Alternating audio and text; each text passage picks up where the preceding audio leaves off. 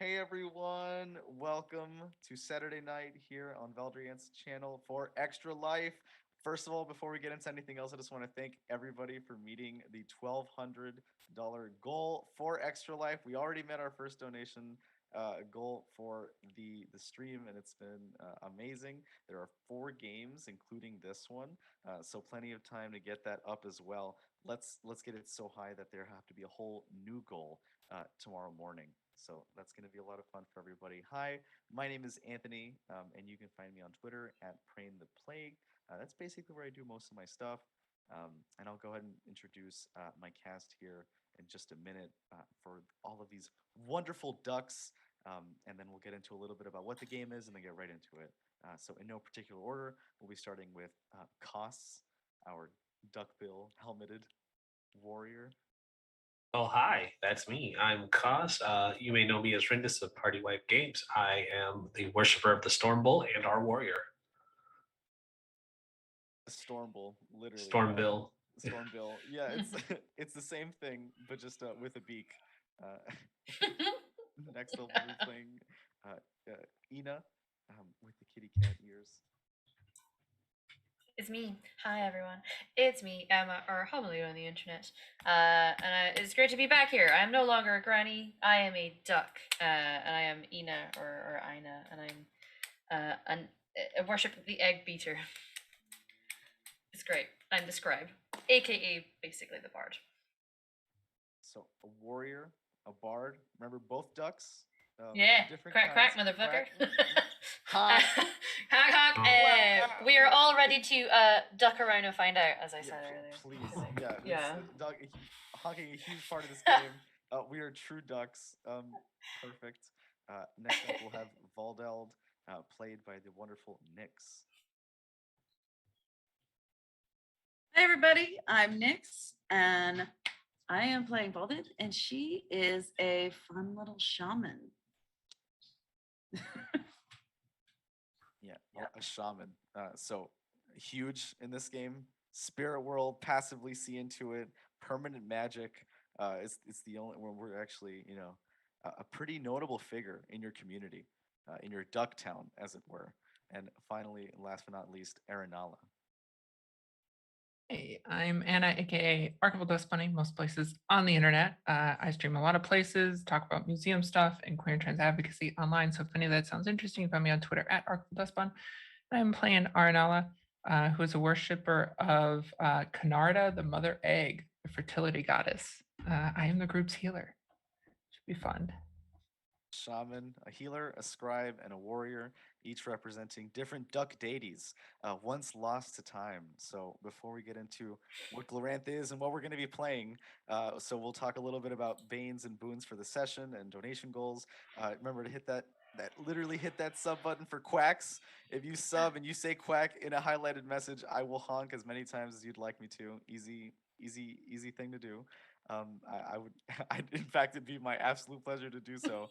Um, but in addition, for extra life donations, uh, exclamation point extra life to get the team link and donate to your favorite roster members and get that goal up again before it gets even higher. I see it's already 37 over, and it's just gonna, go up for quacks. I'm here for it. We'll be getting extra magic, free spells, health, and even regrown limbs for boons. And for banes, we'll be getting duck-like things. So a compulsion for feather picking, getting angry with people, throwing crackers at their faces, and eating while they talk to people very quickly. To do what they want to do because they're cynical ducks, and this is Ducktales in a fantasy world. So we're in Glorantha. We're playing Runequest.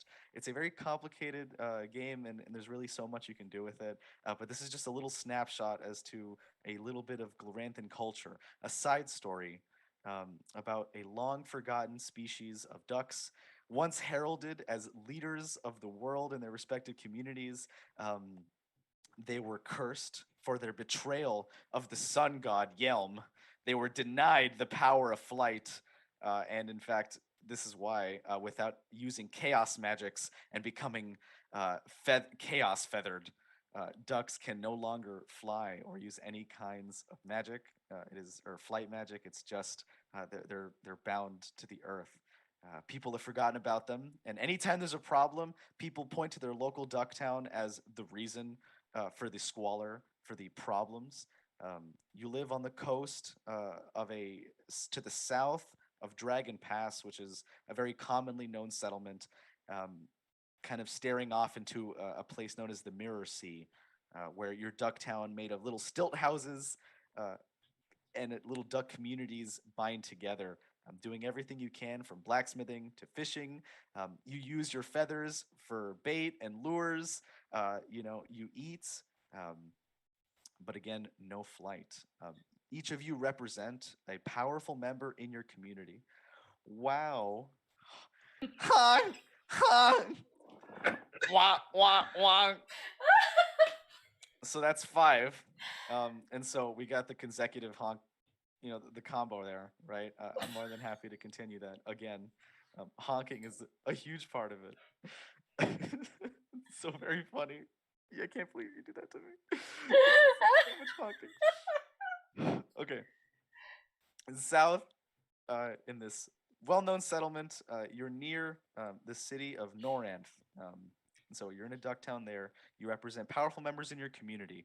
Um, let's see. The important part here is that we're going to be starting in the hut of Valdeld, the Ducktown Shaman, where Valdeld is distributing duckweed to everyone. As duckweed, you smoke and take of it. Runequest is a big thing about, inhalants and how it gets you towards the spirit world, and each of you will have a different reaction that might color the rest of your experience for tonight. It is the time is late in the year. It is the Harvest Festival.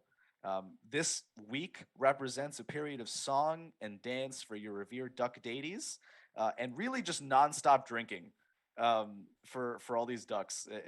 Just kegs and liters of alcohol for ducks flocking to basically a liquor garden.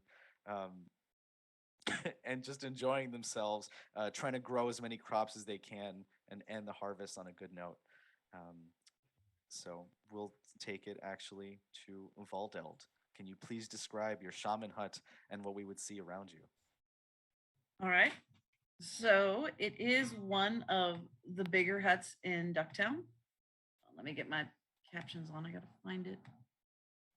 There we go. So it's one of the bigger huts.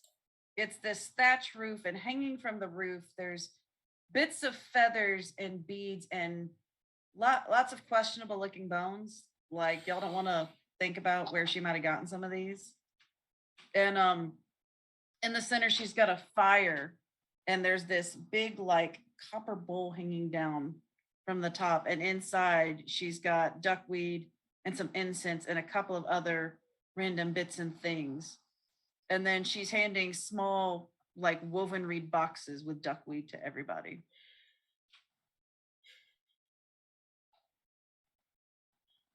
Who would like to introduce themselves first and partake of the duckweed? I can. Yeah, I'll head in and go to take my little box. And I am I think I'm gonna call it, rather than Ina, I'm gonna go Ina, because Ina's a really good Scottish name. Tends to has like some flamboyant fabrics that she likes to wear. Various, it looks like various scarves may have just been kind of tied together to make a bit of an outfit. And I'm what was the type of duck I was again? The green I one. think. Huh? I was gonna say one of us was green and 2 were ivory. Yeah, I was the green one. So I've got nice emerald set feathers on top, looking very delightful. And I'll go in and partake of my duckweed. Great. Thank you. Shall I play some music while everyone else is partaking? That would be easy. I'm sorry. Yeah, just don't make it too crazy, yeah. Oh, it's not crazy at all. I say, pulling out my dulcimer. I'm gonna. Sacred. Yeah. It don't get you Sacred crazy. music. Oh yeah. I'll play sacred music. Mm-hmm. All right, relax. Sacred to egg beater though, and start using my little hammer dulcimer. Make some chill beats. Chill beats. Chill beats to duckweed too. Yeah. Chill beats to quack too. Chill beats to quack too. That's exactly what I'm doing. It's just a duck figure partaking and the RGB changing.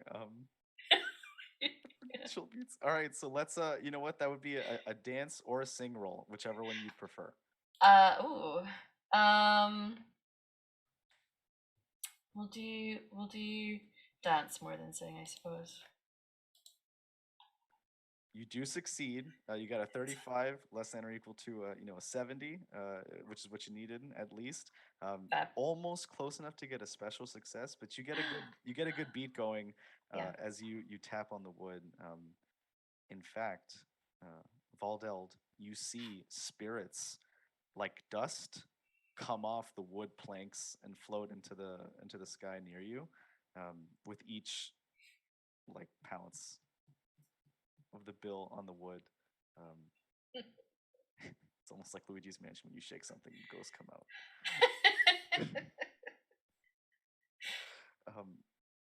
It's beautiful to you, and it just represents you have second sight.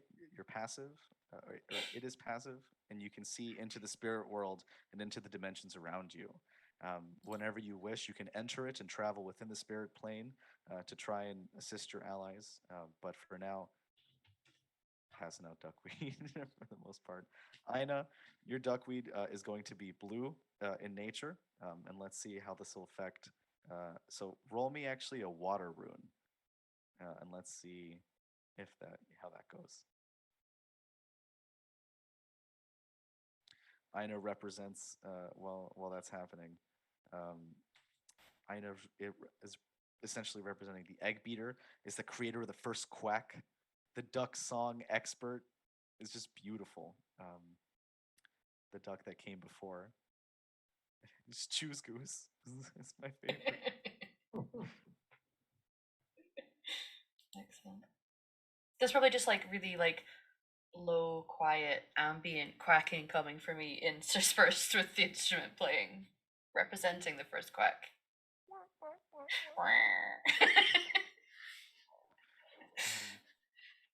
Ambient quacking. Never thought I'd be saying that. But here we are.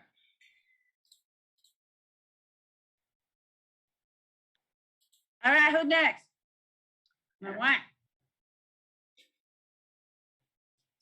All right. I guess I'll step up and be the next one to do this. She squints at him and she specifically grabs one that has a little red circle on it. I hope this is good enough for the glory of the Stormbill. Anyway, she hands it to him. All right. Here we have Kaz representing the Stormbill, and the Stormbill is what the Orlanthe people call the Storm Bull. But you know what? This is the duck variant, representing two fragments of really the same deity. But belief leads to creation in this place, and so we have They're slightly different, but ours is the most correct. Ours is the most. There's a lesson there, somewhere. The duck are very prideful, and they I guess they're apparently Stormbill can be a little xenophobic or aggressive there. So you partake of the duckweed. It will be red, representing your warrior-like status. You can roll a fire rune check if you would like, and see how powerful the weed is to you. That will be a 60 with a target of 60. Wow. Boom. It's actually so perfect. Yeah. Just, you feel like the flame of it is going to overtake you, as you almost feel yourself go into a rage, but you catch yourself, and really you start to focus on the fish in the nearby river. and how the most active ones catch your attention. The pinkest salmon flop around, and you can see the pick of the litter in each one, knowing exactly where to direct your anger. I am happy to say that there is no chaos in the nearby pond. All these salmon, safe. Good to know. Quack. Quack. Kos is an ivory mallard, so is a descendant of a deity that fought chaos and now makes it his quack-on obsession to remove chaos in all its forms wherever it can be found. Quack. Just an ending, just a little nice bookend. Dot dot dash. Okay. Next up, Aranala. Yeah. Aranala steps in wearing the white robes of the fertility cult with their usual green, can't see it in my video, hat with the egg on top to symbolize Canarda, the egg mother. Her feathers are ruffled a bit. She's a emerald crested mallard. But it's a busy time. These the drunken festivals are always a very busy time for them, ensuring that the people of this town and the culture continues on for many generations. She has a bit of a reputation.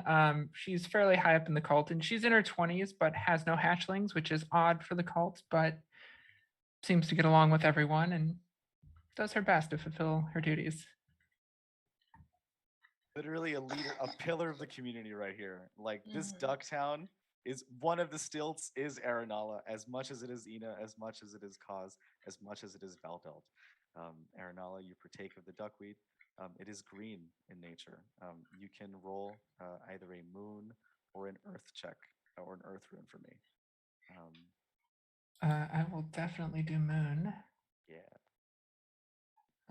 Let's see how that turns out.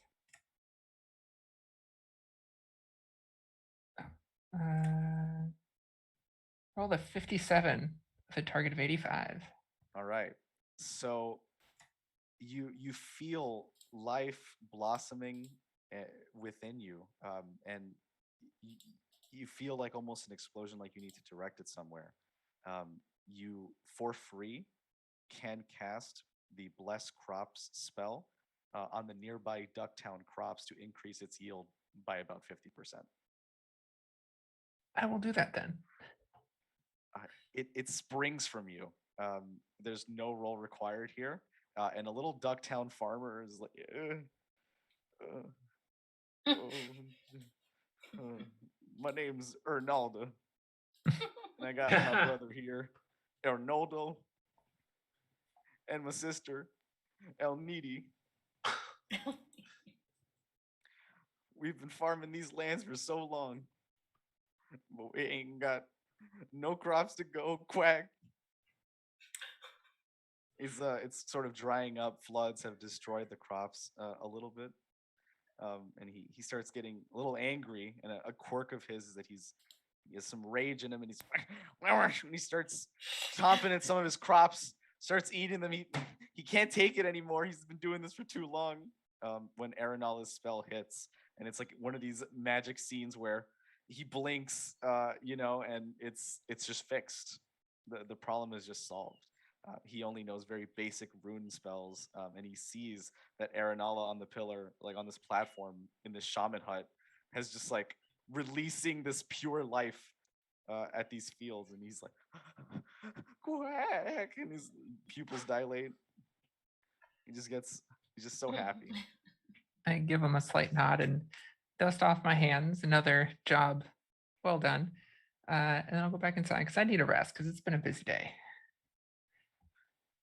Like wipes his sweaty, non-oily feathers, and just some feathers come off. It's been a hot day. And finally, Valdeld. There's only one duckweed sample left. After the Canarda fertility goddess following Aranala has gone, would you like to partake in duckweed as well? She's gonna partake. Well, she does. She's gonna hit this fat duckweed, bro. What?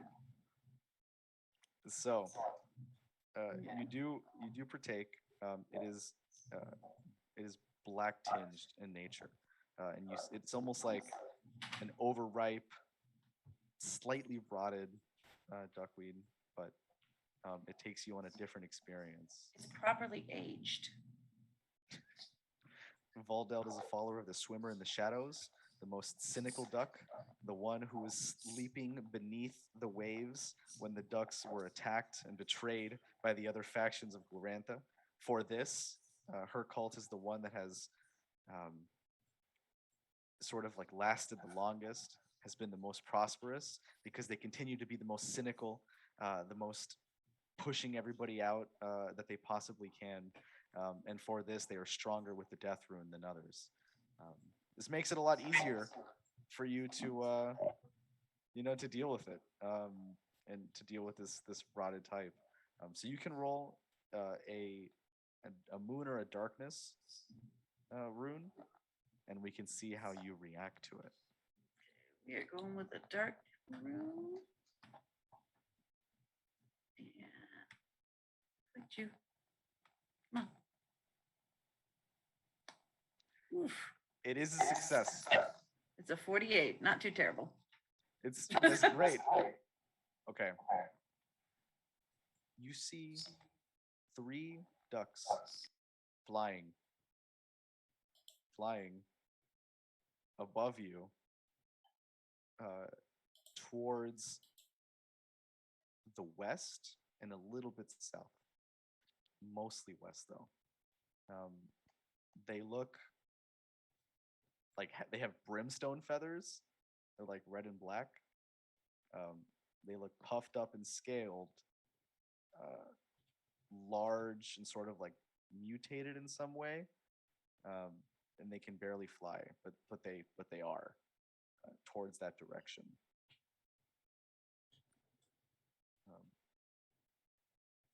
You come back to your physical body and you realize that you were sort of projecting, and it was a shamanic vision reaching from the spirit world to you, trying to teach you some duck lessons. Some harsh duck lessons. Okay, so everybody's taking the duckweed. We're all still at the hut. A small cane-using gray-feathered duck walks in. You recognize her as your chief, Chief Amina. Chief Amina is a fellow teal, like Valdeld, and they're known for their cynicism and their sadness. They're perfect followers of Swimmer in the Shadows. She comes in and she says, The harvest is bright tonight, my little ducklings. But I sense a worse happening to the west. Valdeld, I think you felt it too. Oh, wow. Mhm.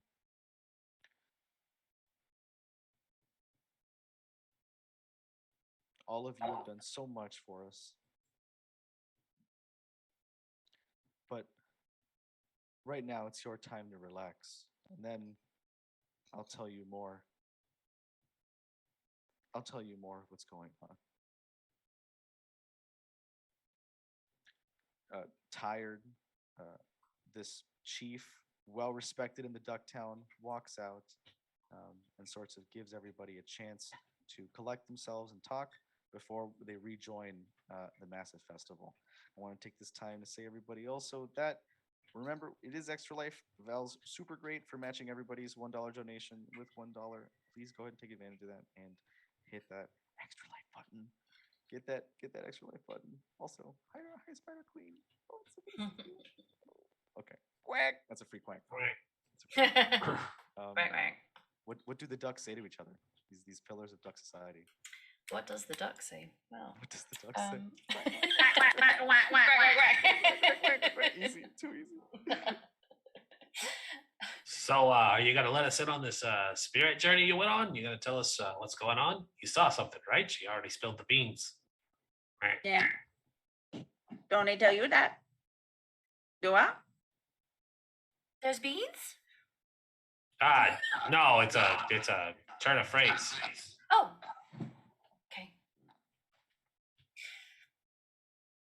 Do you want to tell us what the story is? She puts her pipe down. And you notice her shadow is still smoking the pipe, even though she just put the pipe down. I think we need to go look into this. No, I don't know the girl you don't wanna, but Yeah, but you got to tell us what it is. I saw 3 ducks. Crazy bunny feathers. They looked messed up. They were big. They were like, what was that word I'm looking for? Turkeys. No. They're okay. Eagles.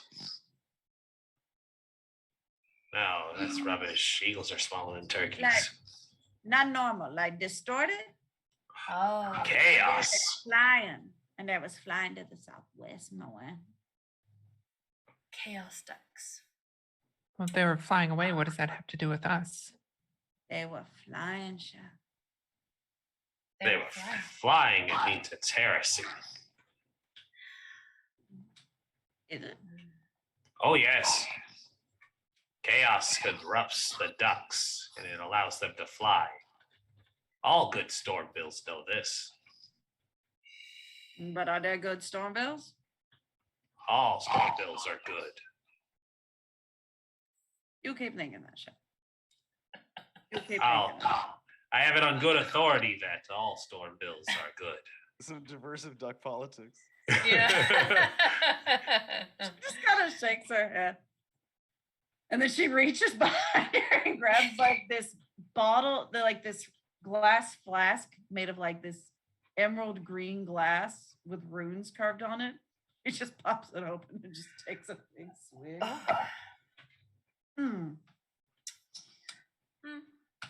Whatever you need to tell yourself, Cos.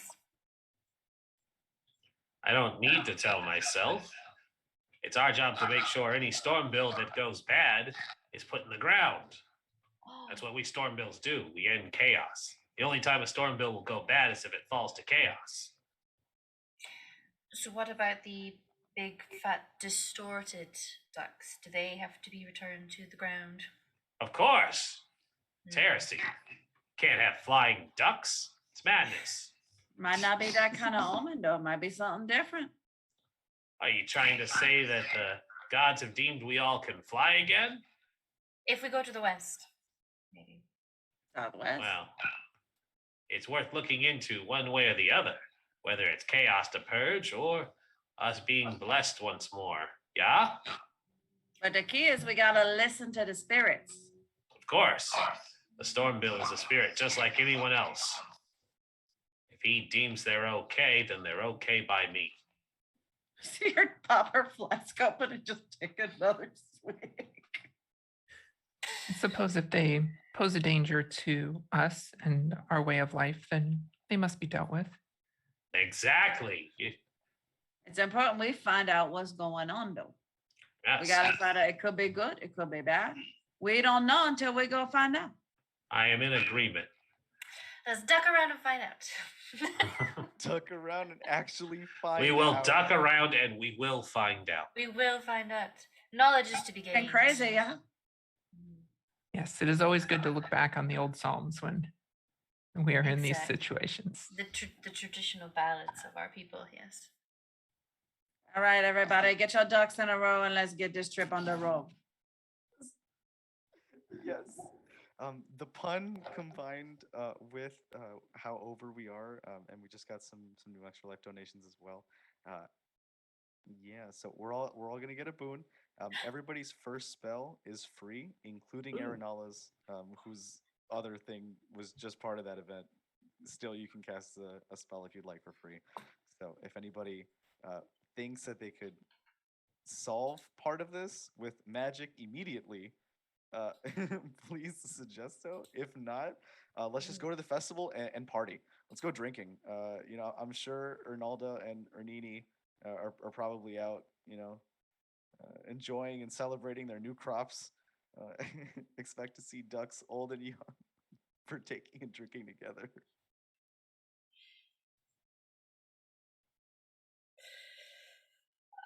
I go get some drinking done. We leave in the morning. That's fine with me too. Let's get ducked up, Sha. Mm. And remember, there is no shame in continuing our existence. Feel free to spend your night in whatever way you deem possible. Was that an invitation? He just kind of rustles his feathers a little. Oh no, I'm sure there's plenty around the village who would be interested in such a fine storm bill as yourself. Other leads over, goes. Listen, that may be true, but the line. She doesn't say it where you can hear it. She whispers. Oh no, that was to our fertility. Arnala. That may be true that there are others that are interested, but there is always a line for a good storm bill. I'm just saying you can go ahead and cut in front if you really wanted to. Oh man. I will, Real smooth. I'll keep that in mind, but for now I'm needed over by the drink station. Of course.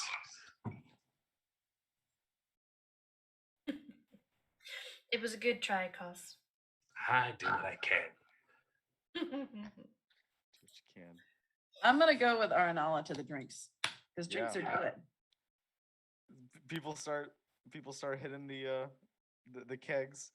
Many ducks and who are workers, laborers, priests, other scribes, kind of go around and say thank you. Each of you have done so much over the year to help this particular Ducktown. There are many humans and other Orlanthe followers to the north that try and kind of butt in your territory, but thankfully you defended your creeks, your streams, and most importantly your rivers. The area around is secure, and you do feel calm. There is a moment of prosperity that you really can't remember since the four of you have been able to come together and uplift this particular Ducktown the way that you have. Everybody offers you free drinks. Everybody offers you games, and there's dancing to be had, singing to be had, and then like tests of strength. How would you like to participate with your fellow Ducktown enthusiasts? Would everybody like to take a drink roll first? Yeah. We're doing a group chug. Yeah, we're gonna party. Shot. The image of four bills appears in front of a keg whose front has been broken, as each are divided into four equal streams, the four equal streams, and drinking exactly as much as you can, right? So yeah. Where do we roll for drinking? what do we roll for drinking? That's a good question. Honestly, whatever you would like to suggest that is relevant for drinking, I will accept. I will even take a dodge for drinking. Sure. I think I can do dodge for sure. I'll take a singing for drinking. I'll take Well, fast talk for drinking. I think Ina's gonna be drinking so much that I'll roll a swim. Oh, that's good. I like that. Oh. Yeah, I want to roll swim. I like it. Yeah. You both rolling swim. I'm a storm bull. We party hard. Oh. We fight hard. Mm-hmm. I don't know if that's a Okay. good thing. 19 for 110? I don't know. Yeah, It says yeah. special. It is special. So yeah, you got a special success, Cos, you got a normal success, Anna got or Nala got Just a pass. Oh, Just a pass. Just a pass. It's fine. pretty good. It's solid. It's good. And then Voldeld, would you like to roll as well? And then we'll see. This all happen simultaneously, I'm sure. I'm trying to figure out what to roll. Ooh, yeah. We'll get there in a little bit. So, okay, the swimming. Ina, yes. you're able to pierce through one of the kegs after you determine that the first one is simply not enough. You don't need to roll anything for it. You just actually break right through it with your bill, and then there's just a duck-sized hole, like cut out on the keg. That you hear coming out. Cause the same happens, but this one is one that two duck workers are transporting for the festival, and it has an open top. So you jump on in. You don't have to break through anything, but it is a bath and a drink, and then it's me flavored beer, and it turns out it's really delicious. That me flavor though. Mhm. Aranala, you participate responsibly. You're there, drinking what you'd like and discussing amongst the common people. And some of them are asking for your services to help them. So a thing about the curse is that nobody knows if the ducks were originally people who became ducks, or if they were ducks who were cursed with flightlessness and other ailments. Um, Currently, not a single duck can lay eggs. You actually give birth live, um, like a mammal, right? So many pregnant ducks are coming to Aranala and asking for blessings during the harvest season, as it is in line with these fertility rituals, and sort of asking for services from the local healer. Um, you can. Yeah, I will absolutely see to them. I think my first, the reason I don't drink as much is the first stein of beer that I get, I realize is the one that costs swimming around in. And I kind of set that one to the side and get another one. And it slows down my drinking a lot for the rest of the nights. But yeah, I do tend to those since we are sleeping before going on a journey. Yeah, I will bless these pregnancies So using my spell that I have thanks to Canarda, the egg mother. the fertility egg deity, the duck deity, has granted you the power to bless pregnancies. And each of these ducks will, no injury will come to them, and they will experience no pain during the experience, which makes it a lot more palpable for them if we're talking about fantasy epidurals of any kind. This is the closest that's going to happen. And this comes in the form of she's holding a bundle of cattails from the local lake and is doing runes and sigils of the air for each of these individuals who are requesting it. Each who receives Canarda's blessing through Aranala, the healer, they thank you. They offer their quacks in solidarity and happiness, and they offer you gifts. They give you like little pieces of barley. They give you like pieces of baked bread that they've taken from nearby like human raiders or settlements, and other wheat products like processed sugars and chocolates, like strange spices that don't normally get offered. And they're just so thankful. They have no other way to pay for the services. I thank them all for their donations, and as always, I set them aside with the rest of the items that the temple or the fertility cult receives, and we pass those out to the community throughout the year. You turn to see the other happy ducks leave. As Ina, you see all kinds of ducks participating in a circle, kind of asking, praising Egg Beater, and they're all like kind of doing coordinated quack sessions, moving their feathers from side to side with little with like other mages casting light on the sides to create little like show floors and introduce duck celebrities. Amazing. People prominent in the community. Look, it's Howard. Yeah. I will quack approvingly at those who are performing really well. They look at you, and a pair of 10 ducks each raise out their hands to you to try to get you to dance with them. Yeah, I'm gonna start one of our traditional dances, which is a bit like a Lindy Hop, where I will dance with each of them in turn. Yeah. Each of the ducks put their arm Yeah. around. Yeah, Yeah, and they yeah. they go around. Each of them, another stein in the other hand, pouring one down, dancing with you, and each of them burping, casting rune magic accidentally, like light or protection, and just when they do the protection spell, their feathers get a bit thicker, and they ruffle a little bit, and they just have an extra layer of like feather protection um, to help themselves up as they try to resist the sting of leaving as you go from dancer to dancer. Amazing. This continues for most of the night as you generally just have a good time dancing, singing, laughing. You go eventually to bed as the town kind of winds down and gives way to a new dawn where the common Ducktown workers and farmers go to their normal respective plots.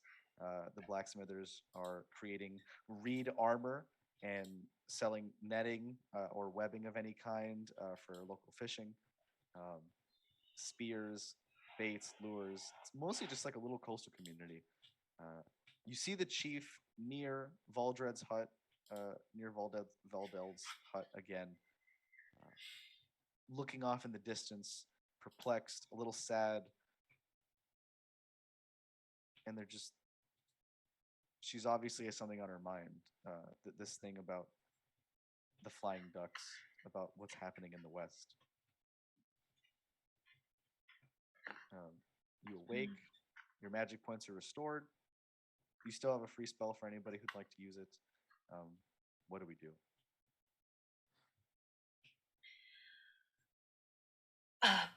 I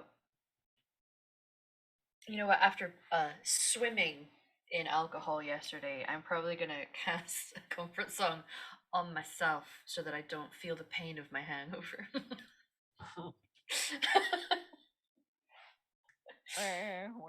Yeah. It's just covering like as I rock back and forth, self-soothing until I feel better, and then I'm bright as a spring duck. And go heading off, trying to find friends so that we can go find our fearless leader. It is a spell that removes all pain and Uh-huh. completely acts as complete anesthesia. Yeah. No roll required. Yeah. So the duck song, the first quack really does help you. It's not. It's Yeah. not. It's real. It's magic. It's real. You know. Yeah. First quack of the day should always be a spiritual quack. So It should be spiritual. Okay. Cost. Koss would actually, having done fairly well with his swimming too, is probably hung over but handling it well. And he would probably be leading like the young ducklings in some morning training and aerobics. And it's just, Calisthenics. yep. And it's just, I want to see those tail feathers moving. Lift. Move with your beaks. Up, down, 1, 2. Huey, keep moving. Dewey, don't slow up. Louis, I see you back there slacking. There it is. I'm so happy. It's happened. And I just imagine them training in their respective clothes, little tunics.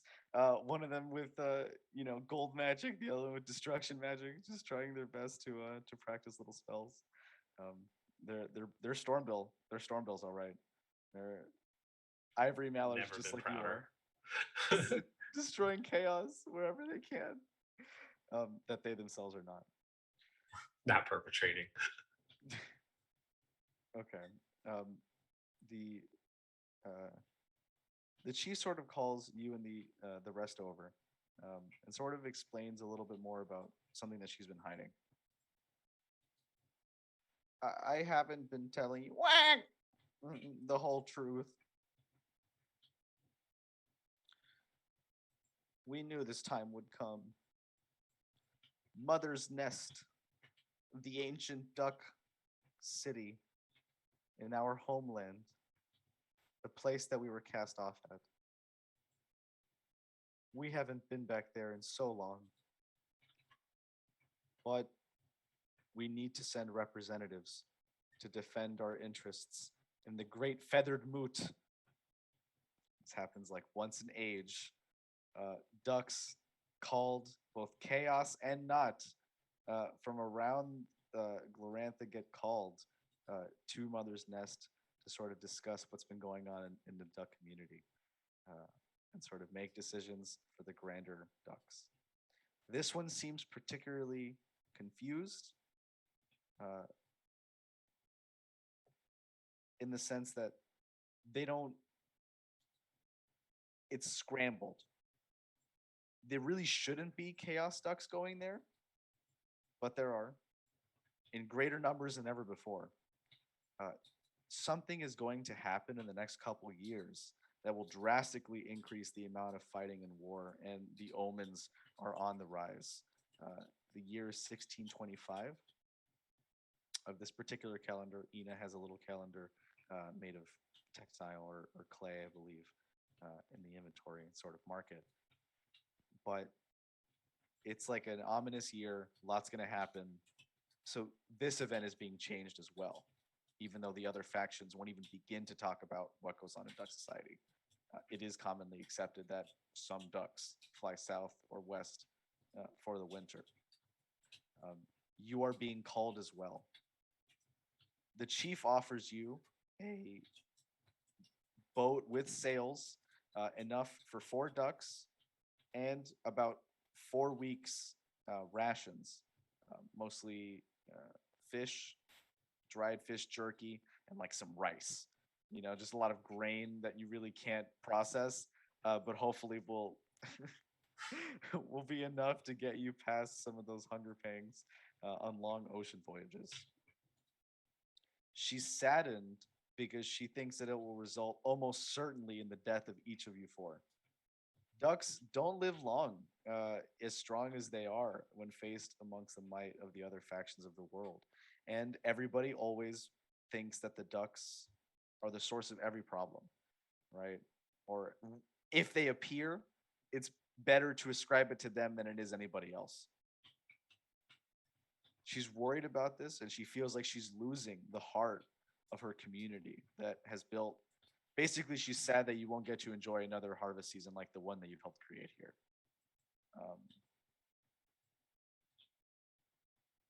She cries. Oh, Man, what happens, happens. If it meant to happen, it happened. I know. But it's so hard.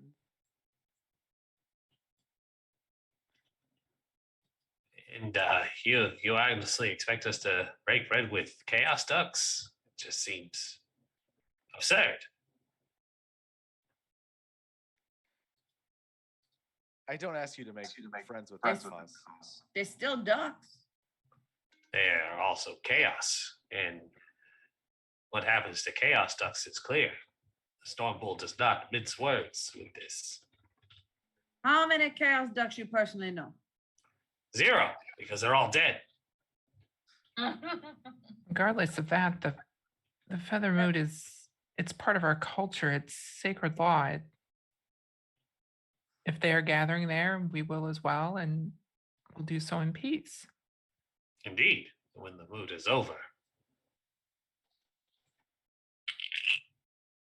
You know, if you catch my drift.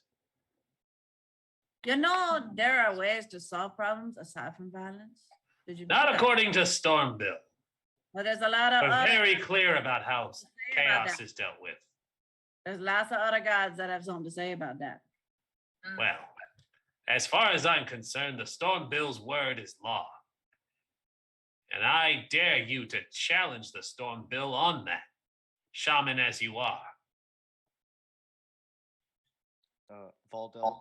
You watch as her shadow just starts growing behind her and starts going. And he'll just reach for his short sword, and because he is a representative of the Stormbill, his god's word is law. There's no reason to fight. We need to get along if we're going to get through this journey. Indeed. It My sounds like blade either only way. is drawn for chaos. It sounds like it's going to be a great story either way.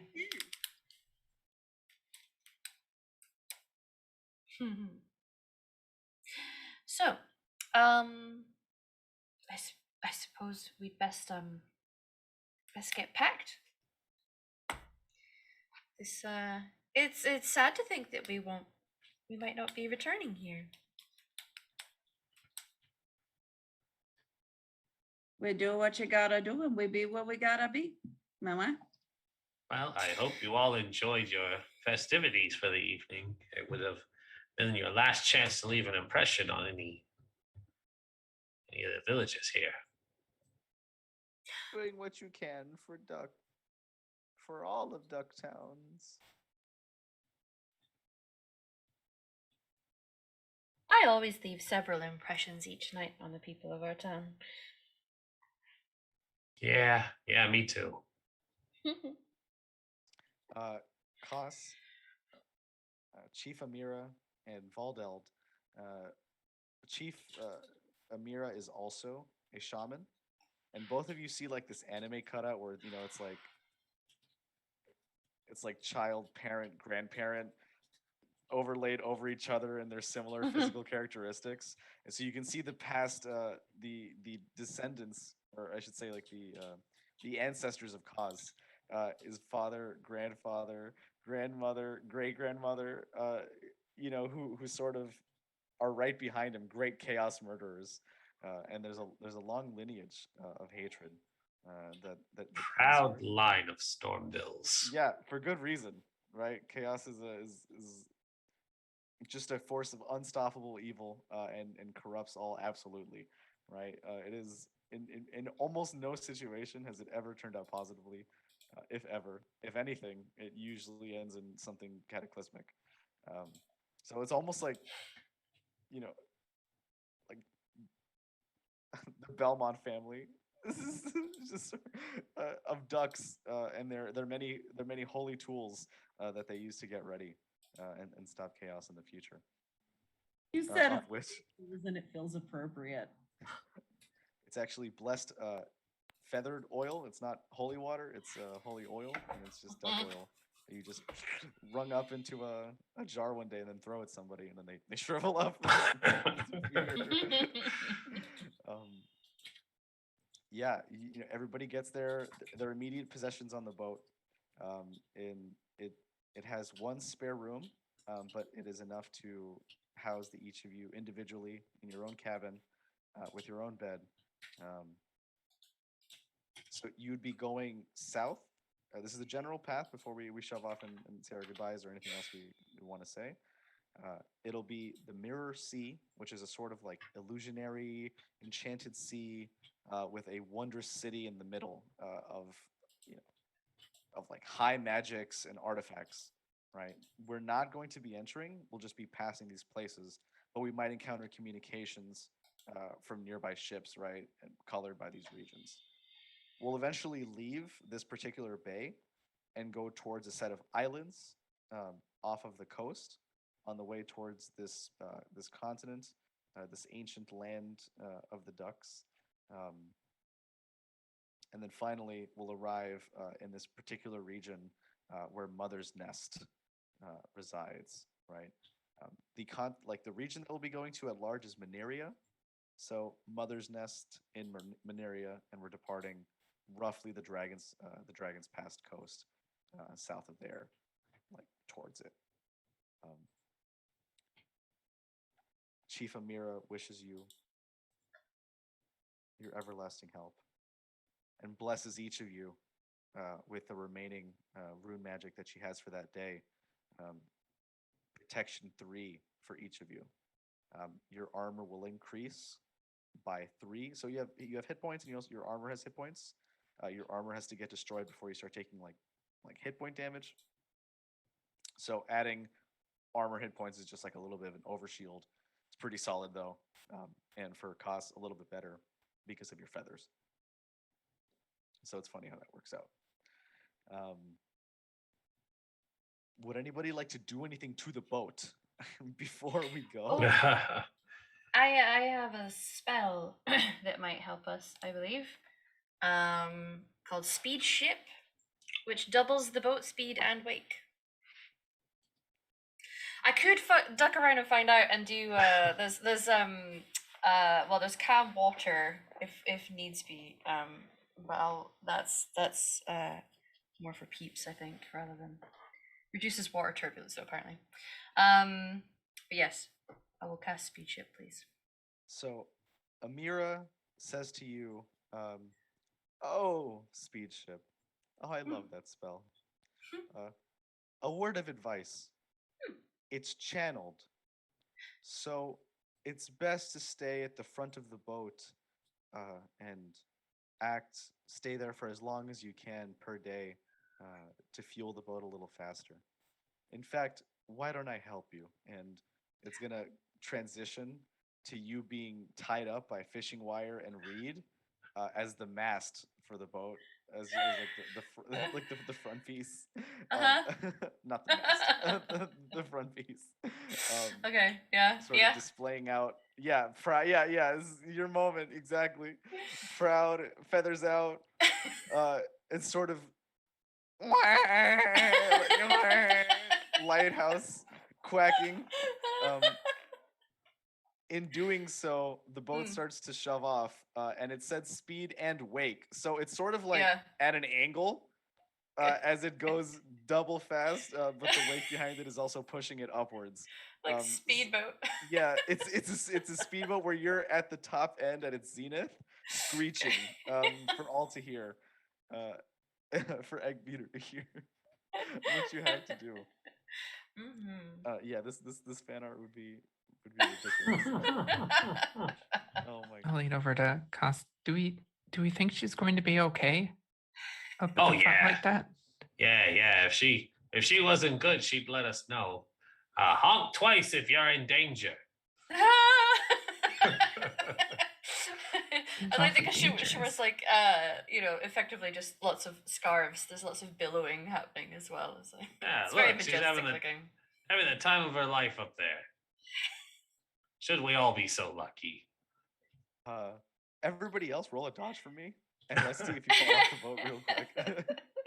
I'm tied to it, so I'm good. That is a 13 special success.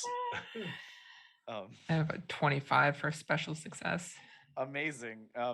Both of you, please describe how you either escape further into the boat or literally dig into it, breaking the wood. How would you like to be passive or aggressive with this damage? Kos has short sword out. He just stabs it into the hull, and then he is just full leaned into the angle, and he's just riding the storm. I excuse myself and go inside and sit down in my room and I feel like the closer I am to furniture that is attached, the less likely I am to fly off the back. She's up front with her shadow holding her like Jack and Rose in Titanic. Hold on. The honking has gone on to the song from the Titanic. You make it several dozens of miles of straight screeching for a couple hours, I would say, at least 3. So hoarse. 3 hours. Not for the bard, apparently. I trained for this, it seems. Yeah. 3 hours down south, as you start to hit the Mirror Sea. You start to see like the silver glossy surface sort of blur the line of where it ends and where the air begins, and you sort of start existing in an almost 3D space for a little while. You're going just as fast when you see 2 humans directly in the boat's path. They're wearing yellow, bright clothes, blonde hair, with rugged leather caps that only protect basically the top of their scalps, not really like anything else. With some very wet tunics and what seems to be slithering creatures around them. If you don't stop the boat, Yeah, what happens? yeah, we'll stop the boat. There is probably a moment like no, I'll stop my honk. Mm, Well, yeah, Just the- water everywhere yeah, as the boat yeah. comes set down. Ah. the absence of this loud screeching noise is maybe a relief to the rest of the cast or the rest of the crew, I should say, of this particular USS Ducktown. Mhm. I feel like we got used to it, and we're just now realizing how loud it was now that it's silent. I hate when that happens. It done got too Yeah. quiet. Too quiet. No way.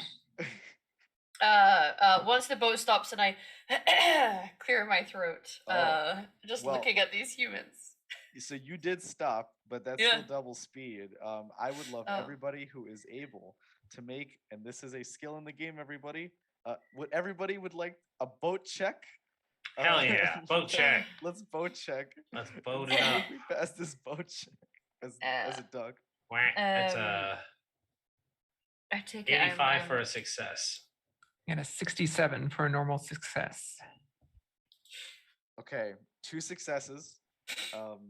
64 is a success apparently. 34 success. Oh yeah, 34 Green across three the board. successes. Yeah, 4. okay, so Success, I don't know, but it is. everybody please describe how you take one part in a crew of stopping a boat that has sails and is made of wood. Magic will do, but physical activity would help as well. I'm gonna call on my friends in the spare wheel that I can see and just get them to like pop out of the water and hold the boat. A sea of ghosts rises against the the path and just kind of it just kind of pushes it back, and slows it down a little bit. That's one aspect of it. Aaron, I'll help with that by weighing anchor. you heave this giant anchor that's like 4 times the size of you. It's like the duck that could. And just like, Nice. My main contribution is shutting the fuck up. But as I'm still kind of like I'll start like kicking my feet to create some resistance in the water. Just it's about as much as I can do down here. Mostly I'm shutting the fuck up though. Seeing that we're trying to stop quickly, I'll lean over the edge and in a very low droning quack that's almost more vibration, I'm going to bless the crops on the kelp that is below us to kind of catch the anchor in the ship and slow us down.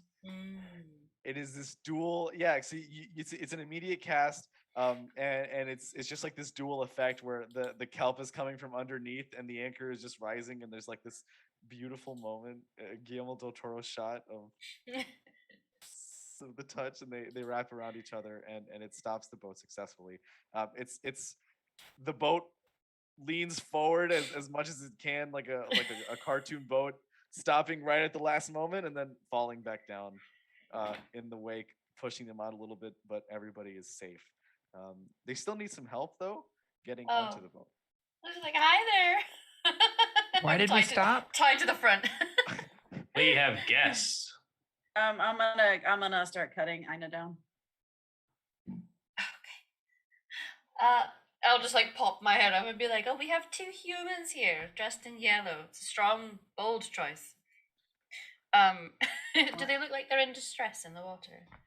Okay, yeah, good question. Like you're having this communication, you're not paying attention to them too much. You look back at them, and they are pale-faced, absolutely like they just seen a ghost, like they've just seen a spirit, and they're not shamans. You've seen several, in fact, my friends. Bunch of them. Yeah, They don't. Never seen a couple of ducks before. What's the problem? Exactly. They call you by your ancient name, Duruls, and they call you monsters, and they try to swim away towards the monstrous eels that are going to eat them. They're thinking they will have an easier time fighting eels with their lives than they would with you, but they will very clearly drown if they are not saved. I turn to my shadow and we just kind of shrug at each other, like, well, Well, it's up to you, ladies, if we intervene. The storm build does not suffer fools any more than it suffers chaos. I mean, they be Please some come back. fools, yeah. We're trying to help you.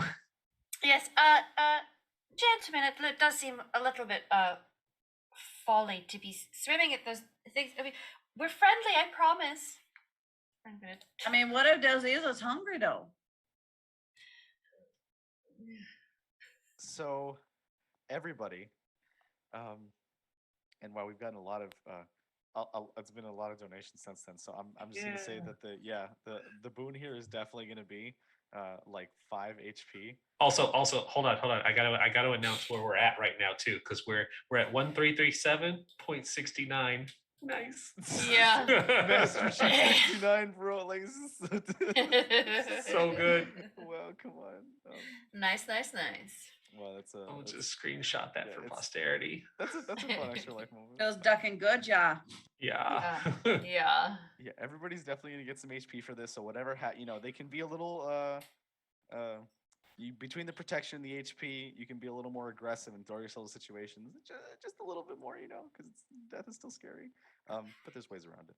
So, Aranala and Ina, for me, both of you, just anytime that we say anything, it's actually like at 0.50 speed. If this was like YouTube rewind, like we're always talking way faster.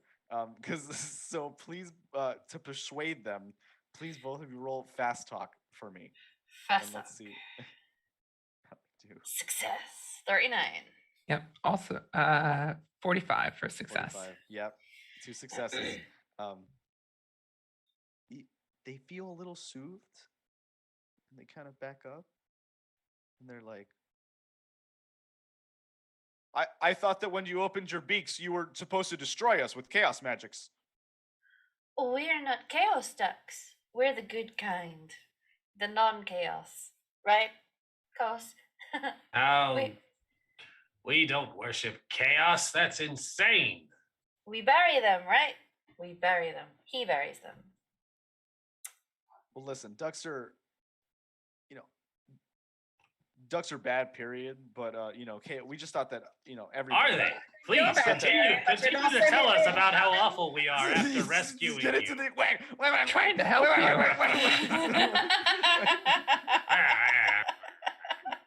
Why you gotta be rude? Why?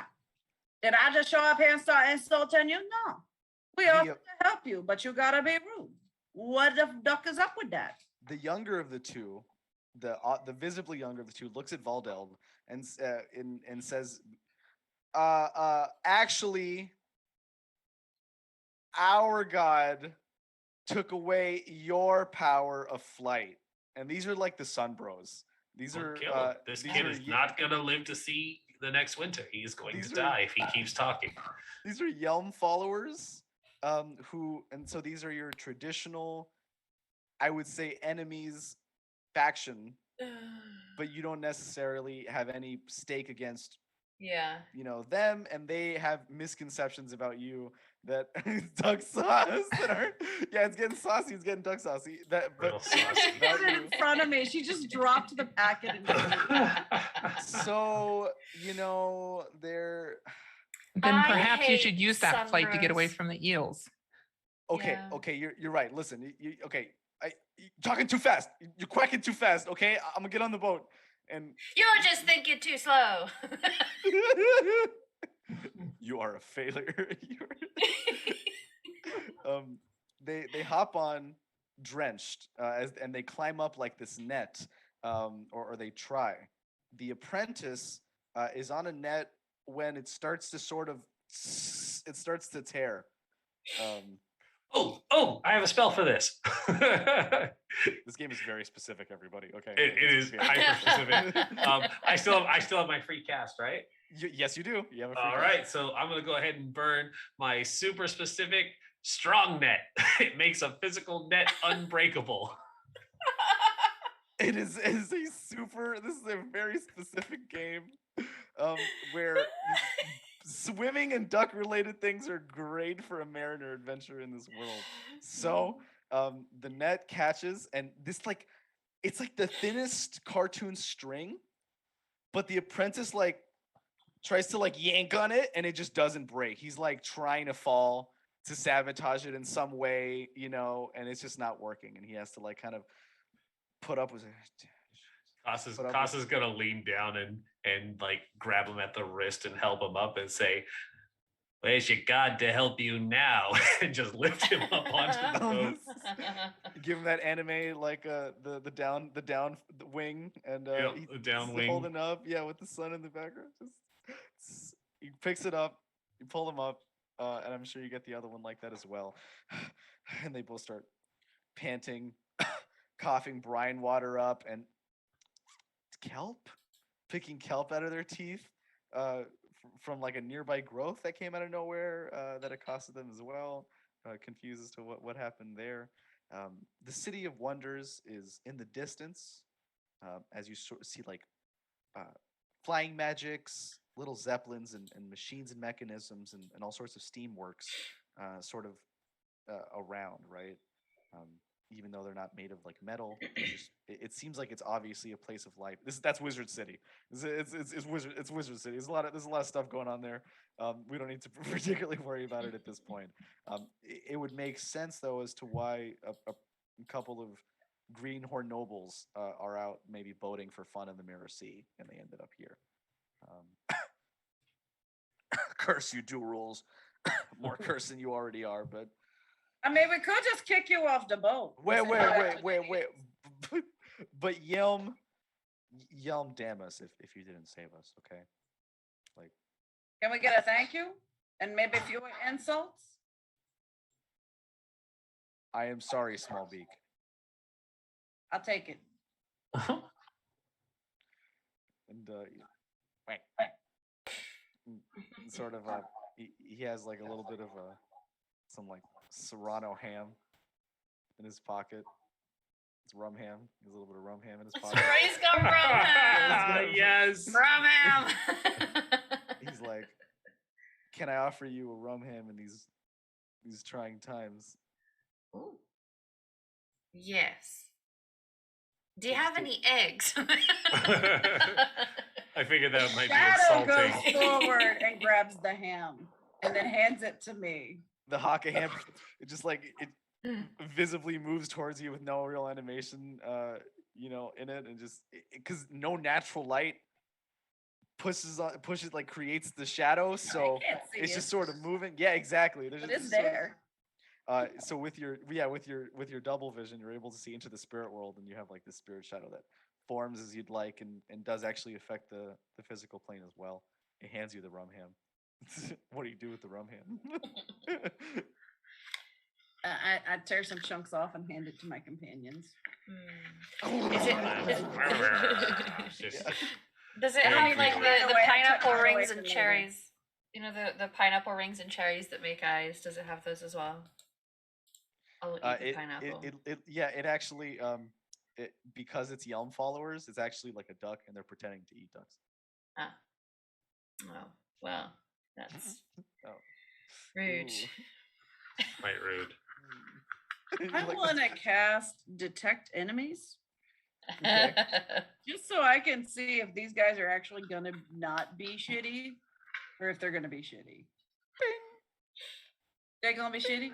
No, there's like sonar coming off the boat. This is like the tactical center, and you see like little like radar pings, shapes through the wood, like almost seeing into like a second sight, almost in that same plane, and you see like long, jagged shapes moving and rearranging in other jagged shapes underneath the boat, chipping away at the wood, but when you look at these people, you see like little bunnies, the kind of bunnies that Ducktown guards spear and cook for breakfast. Just so y'all know, there's something chipping away underneath the boat. Rumble, rumble, Rumble, rumble, rumble. Oh, we should probably go. Yeah, that doesn't sound good. Is that the eels? I'm gonna look over. Can I see if It's the eels moved? probably the hungry eels. They long and jagged, probably eels. You want me to Okay. go take care of that? Go do your thing, Sha. No way. All right. Storm will protect, and he lifts off his helmet, and he's gonna swan dive into the water. It's beautiful. There's this like moment where it's like a Spider-Verse moment where it reverses perspective and you're kind of floating upwards into this mirror illusory water, and these like chromatic eels start swarming about you. What would you like to do? I am going to take my sword and just start fighting these eels. Yeah, let's. Would you like to cast any Yeah. combat spells? Yeah. I got some good protective spells here. So there's the obvious choice, but going unconscious after combat is over is probably dangerous underwater. It is only for 15 minutes, I will say, and ducks can last a very significant amount of time underwater as well. That's fair. All right, then I'm going to cast Berserker, and just go absolutely duck shit on these eels. Let's go duck shit. Woo! So your attack will be higher. Like your constitution is higher, so even if they hit you, you have additional health. You're immune to most conditions, and you deal 2 times damage in addition to chaos monsters. So wherever you're at, like this is gonna go great. So let's roll a short sword roll, and then let's see what you get. 89 out of 125%, so success. I will say that environmental modifiers and your berserker is going to go ahead and give you, it would be closer to a 50. Still not enough for a special success though. Almost there. So you can go ahead and roll damage on one of the eels. Now, where is my damage? By the way, everybody, there is no real initiative in the game. It's what something is called strike rank. And so if your weapon has strike rank, like an SR next to it, that's what it'll be. If it does not, then you can just say what you want to do whenever. There's no, yeah. Where's my damage? Oh, there it is. Okay, I found it. 12 hit on the chest. You you just spear right through this chromatic eel, and sort of like tear the silvery platinum chrome-like scales apart and split the fish. It looks pretty tasty. Like you think that like if you did bring it back to your duck town, this could feed many of your ducks for weeks. That might have been the wrong thing. That only rolled a d20. Didn't roll damage. So damage is 1d6 plus 1. So 5. 5. They are weak eels. It would still pierce it. These are just like I said, bunnies. Like they have actually no training combat. And the only spell that they know is underwater breathing, which is why they were in the Mirror Sea without a boat in the first place. So they were going for some like improvised scuba diving, and they got trapped. It's not working great out. It's not working out great for them. So you do still spear one of the eels. There's 2 left. Who would like to go next? I'm going to go ahead and at one of the other eels, I'm going to cast Befuddle. It says it confuses target with a skill check and they can't do anything if successful. Okay. So what I want you to do for me is, well, so it's just roll a power check for me. And that is one of your main like characteristics, and it just be POW. And so this is going to be like an opposed test. Their POW versus your POW. Ooh, very successful. Yeah, it's pretty great. Let's see how they do.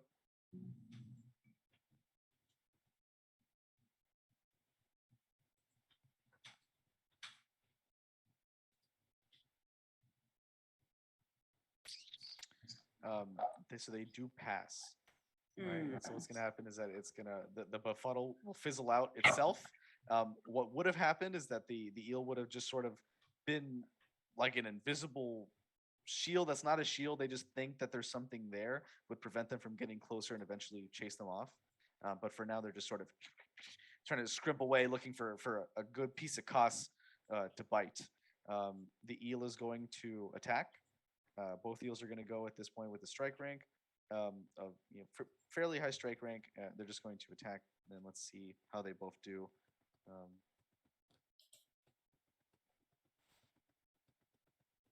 okay, so that's probably going to be a hit. And that's going to be Hey, nice. Yeah, it's going to be a miss. So let's see how this goes. Up. 4 damage to your 4 damage to your torso. And so it would detract from your armor health, but remember you had 4 protection. So in fact, you actually take nothing. Your plumage, your feathers are so thick that it just bites off thick plumage. Just bites off a piece of feathers. Just starts coughing up the feathers in a medic way in the ocean. Who would like to go next? I will try and it costs a lot, but I'm gonna do it anyway. Cast Dominate Beast to try and placate one of these eels. So just be like, I think that looks like a very tiring job, and I'm pretty sure you should probably just go home and try and convince it to leave. The eel's like, yeah, I've been working too long. My boss Yeah. is telling me. It seems like, and he looks a little stringy, honestly, and it's just not underneath all the feathers. There's not that much meat, really. So That's rude. I'm buff. I swear I'm a buff Stormville. Okay, Yeah. so roll power for me, and then Sure. same thing. I will roll power as well. Yeah. Where is power? Where do I roll for that? That would be under characteristics POW, and then the little D20 that's next to it. Oh, there we go. Oh, It's yeah. mostly just feathers. I see it. 39. Okay, this is not an opposed roll. It was just informing how well they resisted it, which is okay. It still succeeds though, and they are dominated. The beast sort of like just stops. It just starts drooling a little bit Oh, no. underwater. Unfortunate. It's just waiting for like a command basically. Yeah. Go home.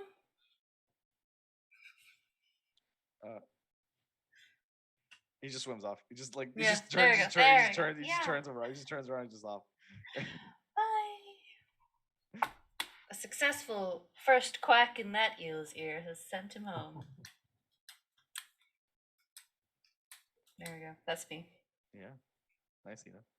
Yeah. Aranala? I'm not very useful in this combat. My sling won't do anything through the water, and I was going to heal Koss, but he didn't take any damage, right? No. And he's already protected 3. He lost the protection. You can recast protection on Koss or vigor. Vigor is like health, and protection is armor. I think protection is probably. Yeah. Okay. So I will. I'll pull out a small flat oval stone that I have that's opalescent white. It's shaped like an egg. And I'll just rub my hand over it while humming a soft quack. And a small silver feather appears in the air and floats down into the water and into Koss and shields him, fortifies his feathers. I'm going to cast it at level 4 for 4 points. So it's +4 armor.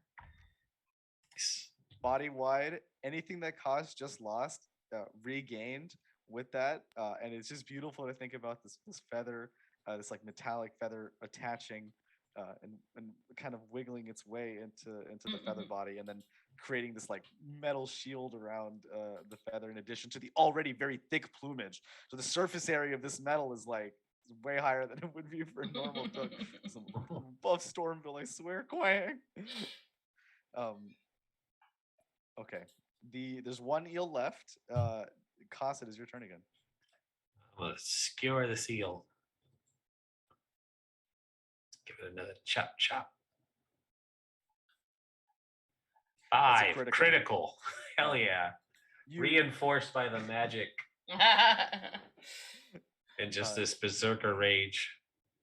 a piece of lightning strikes down at the same time that you start to pierce the eel through its like face, and then you just go right through it, filleting it as you go, as as it's sort of like the electricity is contained on the blade, slicing right through in a clean cut Chidori vibes, and you're able to cleanly, because they're both light fillets, you're able to cleanly bring it back to the boat without much trouble.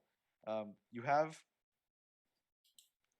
2 perfect fillets and 1 medium quality fillet of eel on the boat, and and you can.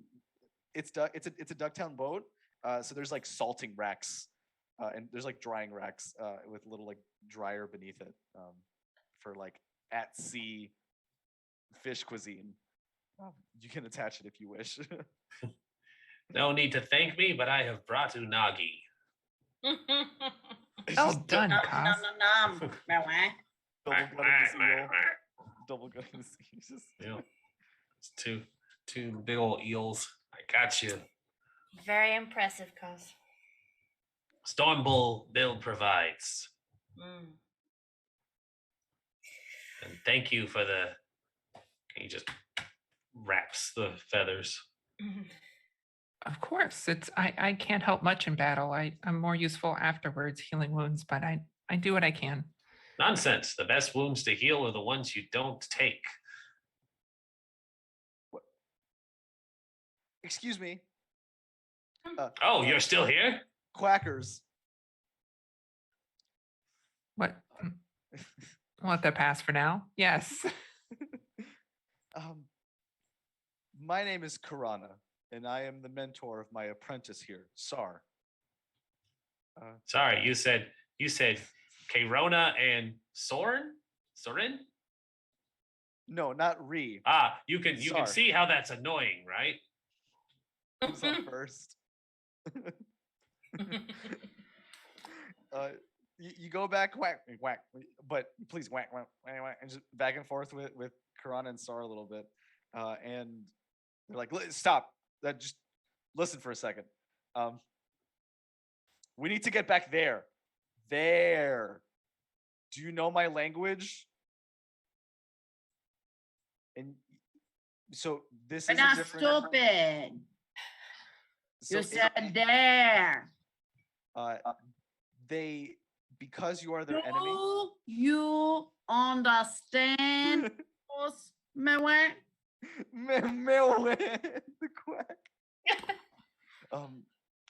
The best person who can understand them would be Ina.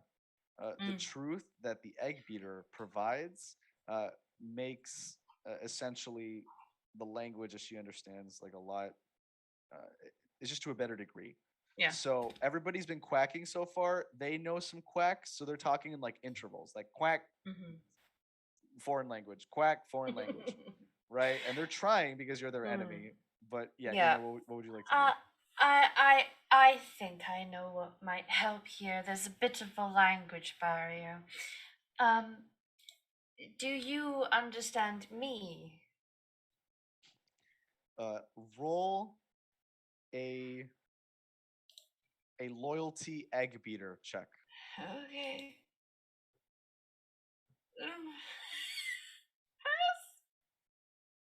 That is a failure. Mm.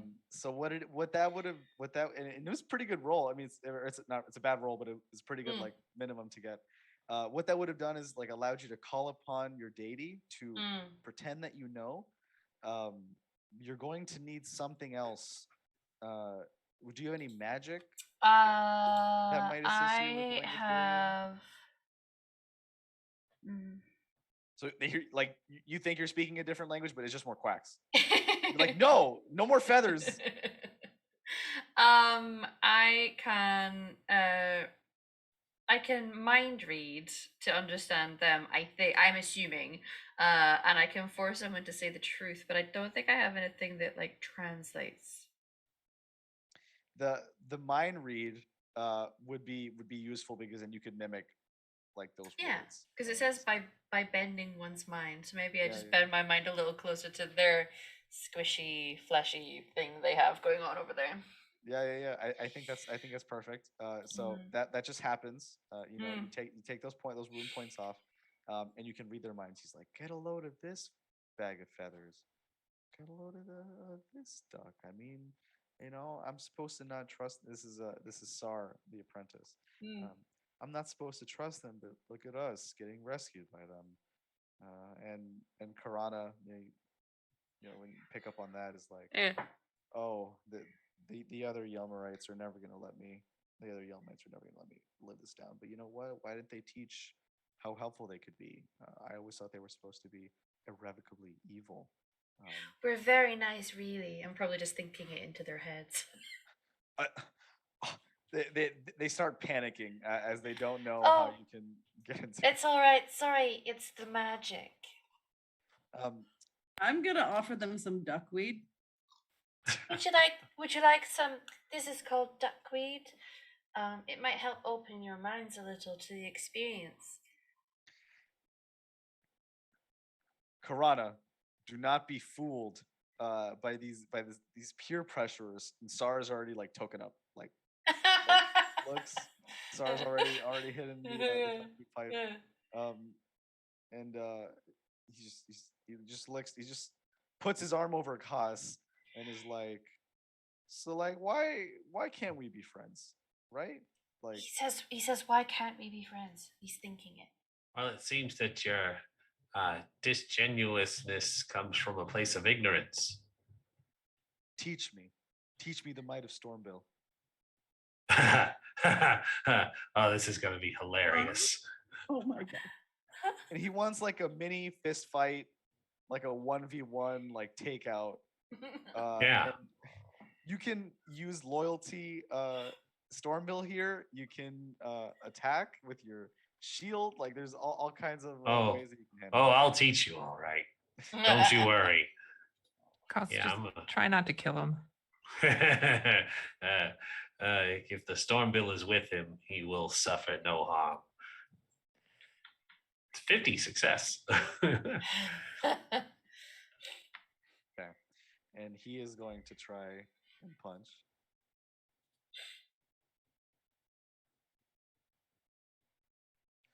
And he gets a special success, but you're stronger. You each deal the same, like, we'll roll your d4, and I'll roll a d4. Let's see what I get. 2. Oh my god. It happens simultaneously. And We it's just talk like with this, our fists. yeah, a piece of your bill cracks just slightly, and like 2 teeth fly out for him. Um, Amazing. um, so Sar is just focused on that. I polite golf clap with my wings. Makes an interesting sound. Karana says, "Oh, fine, but I won't smoke it." He just starts eating it, which is a lot like more potent. It's a lot more raw, and the experience can be a lot like it can be much longer lasting for somebody who ingests it rather than inhales it. Buckle up, kid. You're going for a ride. I'm gonna give you about 30 minutes, and then it's gonna get real weird. I spat in my wine, and she holds out her flask to him. I'm gonna start. I have a skill for treating poison. I'm gonna start preparing the stuff I need for that for when his trip goes bad. I like the spirit of you two. He's okay. I'm gonna roll a quick random D100, which may or may not influence how this turns out. Okay, it definitely does. He experiences complete ego death. It's Oh, it's a no. it's a critical failure, and he just kind of lies down on the I'm gonna on the ground. try and ease the transition by playing "Everybody Wants to Rule the World" by Tears for Fears on my dulcimer. Which, if you look at YouTube, there is a version. It's great. But I'm gonna do that like relatively near to him, but maybe just slightly behind his head, so he can't see that it's me. Just to, I'm encouraging the bad trip. It's hilarious. Ooh, spooky! I'm gonna go over with my herbs and start treating him. So just Yes. Wait. Can before she treats him, can I use spirit melding on him? Please. So spirit melding happens. You fuse your spirits, and duck and person become one at the spiritual level. Please roll loyalty swimmer in the shadows for me, and that'll be under your passions. It'll say loyalty swimmer in shadows, and it should have a score of 70. I just want to see how your deity influences. It is a success.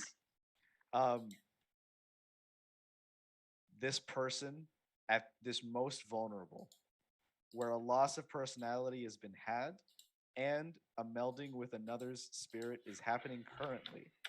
You invoke the passion that you have for your deity.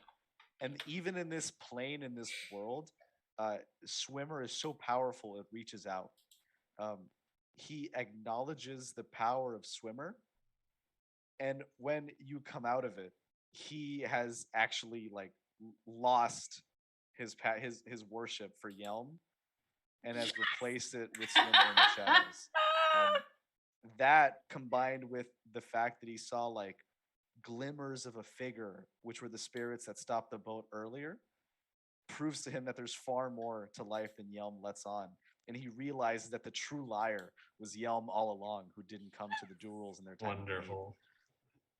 When he comes out of it, she's literally going to put her wings on his forehead, and the shadow is going to touch his heart, and she's gonna like mutter a blessing to him.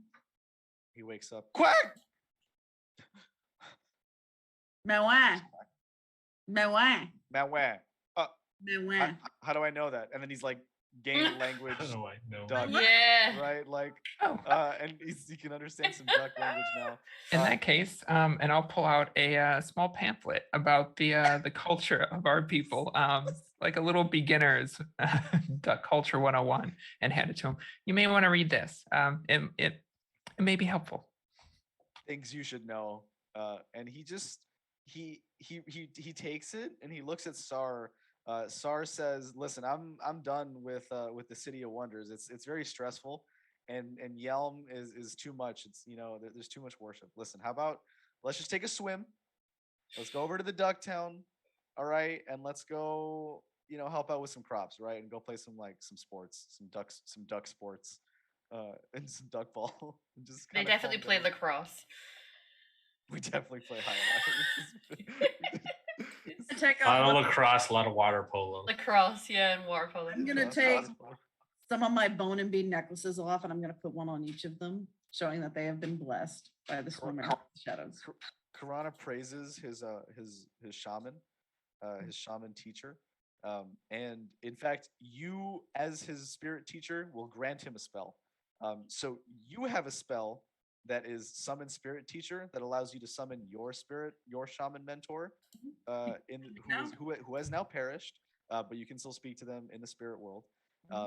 You pass on this power to the next, and so he can summon you now in the spirit world. You just get a phone call, and you can just conk out for a second and astral project, answer, come back, and then help out with whatever it is. You have successfully converted.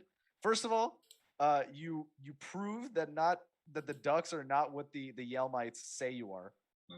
And second of all, you were so effective, they've actually become duck followers, and they quack like your own family now. That was not the comprehensive pamphlet, so he's gonna call you with the stupidest questions. I can deal with it, sure. I can deal with it. Is The it his other thing is good? the mind is open. They are accepting the spirits and they are learning. Is No it his way. good or bad? Mewe. And then he clicks the spirit phone, and they just start swimming. You know, they get off the boat. They know it's not too long. They've gained a slight swimming speed, and you know they'll just take it. They were Ah. already they could already water breathe anyway. Those idiots are gonna be all right. Sure. I think so. So at this point, as we continue with our journey on the boat, we're gonna take about a 10-minute break for our cast, and then we're gonna go ahead and see everybody back in 10 as we get closer to the islands, about halfway through to the journey to Mineria. So see you all then. Minutes.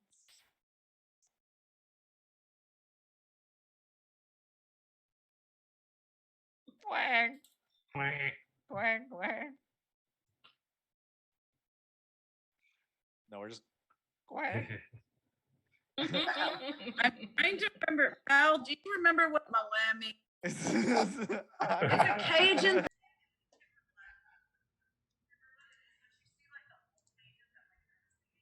All right, y'all are clear for break. Sorry, I didn't have my headphones on. That's why I have to put it in shot. Yeah, I literally saw y'all waving on camera. That's how I knew that we were on break. Because I at this point it's hard to just have my headphones on. Yeah.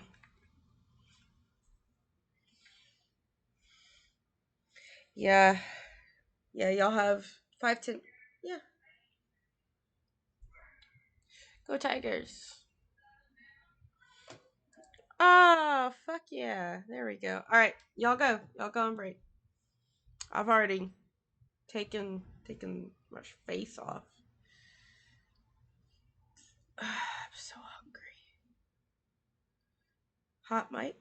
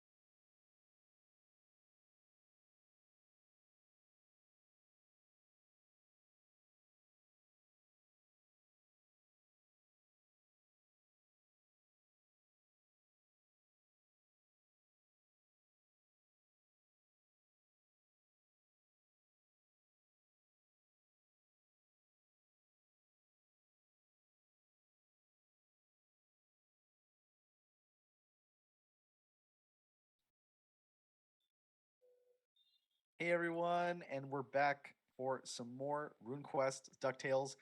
We just converted some Yelmites. They now worship what were thought dead duck deities, and we are on our way towards some islands to figure out what's going on our way to the coast of Mineria to Mother's Nest and see why are all the ducks converging in the west. So, um, you see some of these beautiful jungle coast islands. I imagine that Nina's still tied to the mast, shrieking. Mm-hmm. Are we defaulting there as our Yeah, as our I'm mode of happy. travel? Yeah. Just happy to serve. It's it's some easy casts, and we're back on the high wave, and we may get there in relatively short amount of time. It was told that I mean, at the rate that you're going, the fine craft that you have, and as fast as you're going, the fact that they call from ducks all around Glorantha, which means that it's gonna take a lot of them a lot longer to go over land. First of all, and two of all, if they are traveling by sea, almost certainly not going to be as fast as you. Uh, you're even though you're a little late on the upswing traveling, you're probably still going to get there before the majority of ducks do. Um, this could be really good, really bad, right? Because more of the attention will be on you, and you'll have more power immediately because there'll be less quacks going around. About halfway through, you're at this island when a nearby island moves and sort of raises, and you see the shell of a turtle and the island on top of the turtle standing up, its legs so large it can actually stand in the deep water. It is done hibernating, and it sees a nice piece of bark, a nice piece of vegetable, some plant matter that it can eat, with some little spices, little freckled, feathered spices on top, in the distance. He immediately takes a swing at the boat and tries to eat a large swath of it at once. Let's see if he's successful. He got a 69. He needed a 70. No, so it is. No, I'm saying he passes. It's still nice. Anytime there's 69, you acknowledge it. Oh, Yes, it's always nice. Yeah, Oh man, it is always nice to mark the outside. Oh, Yeah. oh, I trapped myself. Quack. That's easy. Yeah, I did it to myself, right? Okay. He passes, takes a large chunk of the boat off, and at this point, we will be swimming for the rest of our journey. The funny part is that you also swim roughly at the same speed, and you can do it for large periods of time. This is really no more than a slight obstruction for a group of ducks such as yourself. Um, Maybe we will call on some way to speed us up in just a bit if we have any, but we'll deal with the turtle first. Boat is destroyed. Do we want to calm the turtle? Do we want to run from the turtle, or do we want to attack the turtle? I know what my answer is, but I'll wait for everyone else. There is no sense to violence where it's not needed. Surely this dear thing doesn't look like it's causing any chaos that you dislike so much. No, it's not causing any chaos. It just really ticked off and ate our boat. Yes. So I will try to dominate East and to communicate and calm whatever is going on with it and try to get it out of our way. Okay. You're gonna dominate the absolute gigantic turtle. Yep. Yes. Hell's yeah. Let's roll. Because I am going to call forth my most beautiful and melodic, the first quack this creature will have heard. You're still at the mast. Egg be with me. Yeah, I'm still tied up there. You're still at the mast going down with the water. Oh no, we gotta cut We her should probably get her loose. off of there. It's just basically it's still the zenith, the holy place for the quack, and what sounds like like a beautiful mermaid's calls, really like a. I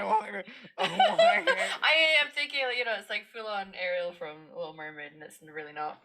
The turtle looks over and is like, "How beautiful," and starts to be enchanted by it. Roll a power test for me, Okay. and let's see how this goes. 79. Yeah, It's a success. No, that's a success. So, you dominate the beast, right?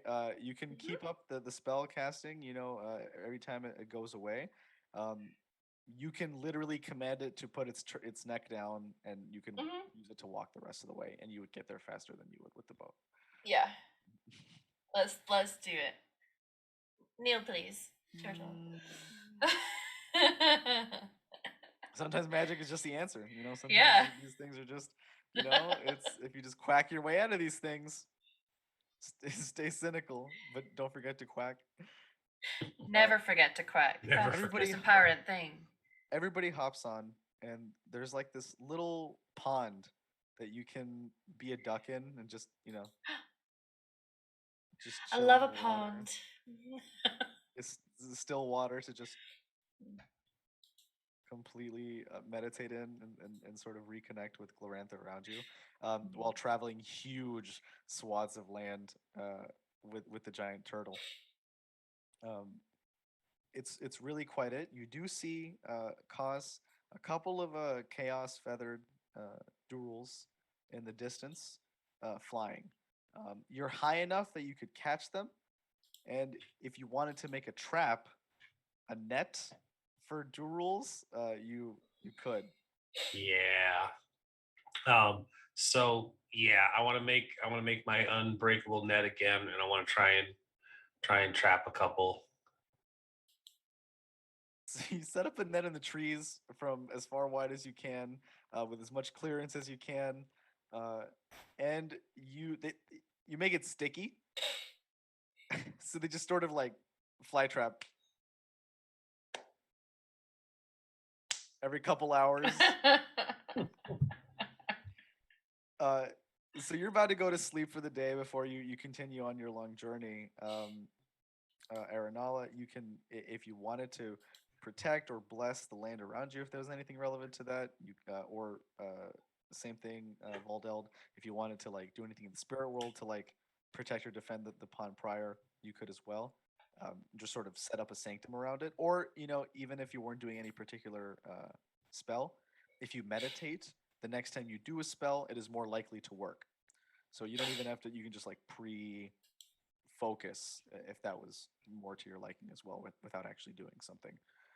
Yeah. First, I'll look up at this net. Like, Cost, that doesn't seem very sports duck like. I thought you were Well, all about open battle. when dealing with chaos, you have to use all methods available to you. And he probably has one of these ducks pulled down at this point, and he just goes. Okay, I'm Huh? gonna go over here. Just a quick, merciful duck snap. A duck snap.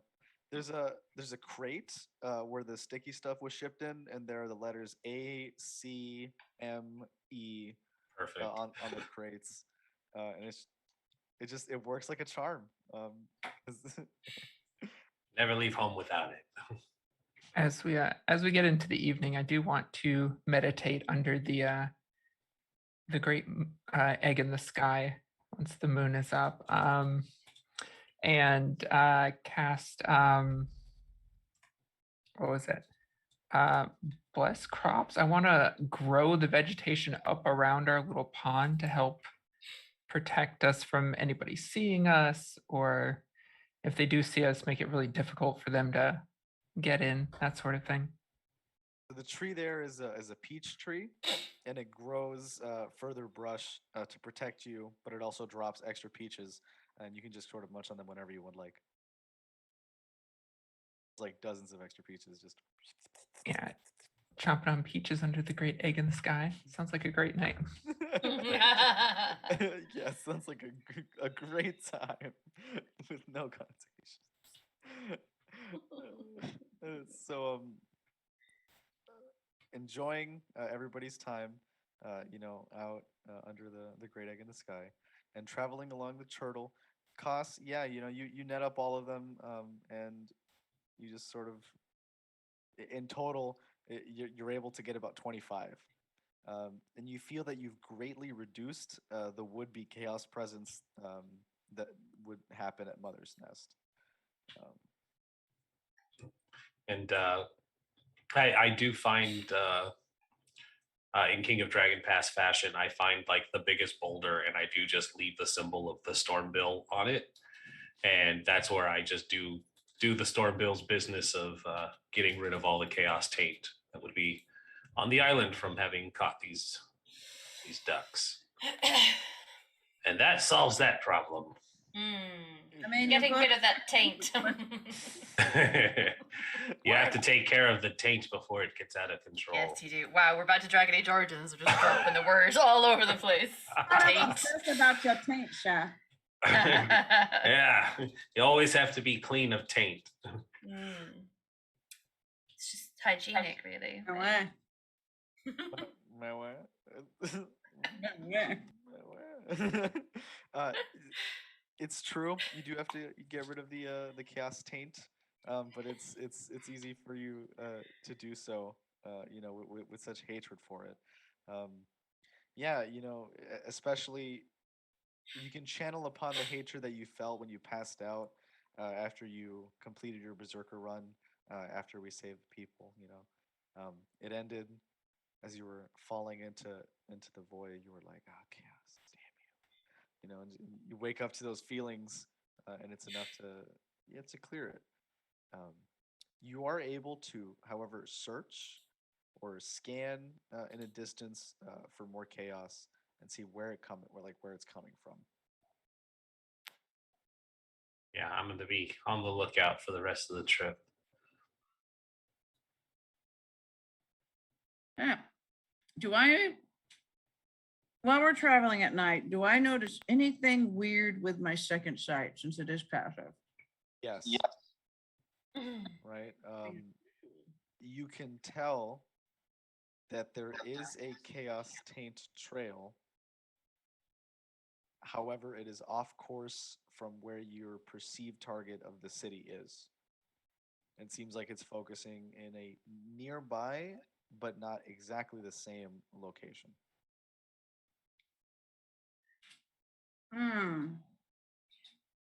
So, we got an issue, y'all. So we can go to the city. But the tank cost is so obsessed with it, go that way. Is it something I could deal with after? There's a trail to the tank. Yeah, there's a taint trail. That's me laughing out of character. I'm so sorry, y'all. Never apologize. Never for the taint.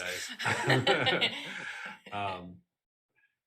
Well, my duty is clear, but we were also sent on this mission. Your duty is clear in the taint. Yes. Vision, I have the whole staff showed for chaos ducks. So do we want to follow the chaos trail? Is that where we meant to go? I feel like I could reach out to the Stormbill and see what they want me to do, but what I was getting at was I did not want to take away from our current mission. If you are all not as keenly invested on dealing with chaos as one such as myself would be. I think it sounds like a wild ride, and I'd love to see what's there. And then you've Oh, got people you can put in the ground, yes? It's true. It's going to be a spectacular slaughter. And I can make sure you're still standing, but the question is whether we do it before or after the moot. Yes, I point exactly. I don't want to take away from it if we don't have to per se, but if we have a strong lead, it might be worth following up on before it goes cold. We can try and do some magic to see, exactly how effective it is. We can have Valdeld actually enter the spirit world. That's what I was thinking. And I think that would probably be the best seer-like option you would have at this point. Cause you'd be able to scan in that direction, but you wouldn't be able to definitively ascertain what's going on. I'm gonna do it. Okay. I'm going to discorporate and travel into the spirit plane. You sling ring, your body out of existence real quick, and enter the Shadow spirit is still plane. there. The shadow's just sitting there waiting. It replaces you. There's like a shadow version. It replaced me. It just stayed behind. It's just sitting there waiting. But now it's all that's left, and so that's all they can see, and like with the magical light, and now you're in the spirit world, and it's spooky because you've like sort of switched. You see, you look in the direction of both places. In the direction of Mother's Nest, you see like a cup with yellow fluid, about halfway full, and hungry. That's what the energy of the spirit world around Mother's Nest, or its trajectory, puts you at as you meditate at the top of this turtle. It's pretty great. It's a pretty great way to get It is around. Again, fan art, Change. somebody, please. You look towards the left, and you see like a serrated primal jungle with thick chaos scent emanating, even like activating through synesthesia through the dream, through the vision. And you see a large reptile scaled creature with 2 wings, a barbed tail, pretty large, reek of chaos, and like poisoning the land around it. It's also covering a nest with powerful spherical objects under the figure, but you're unsure as to what they actually are.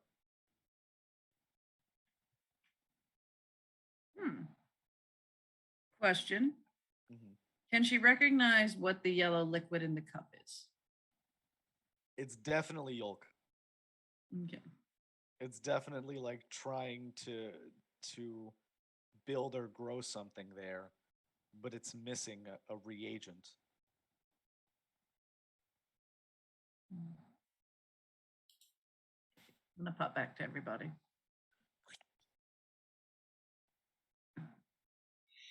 Make a quick spirit travel check for me.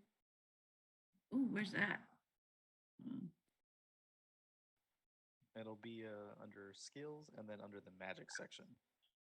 A spirit travel.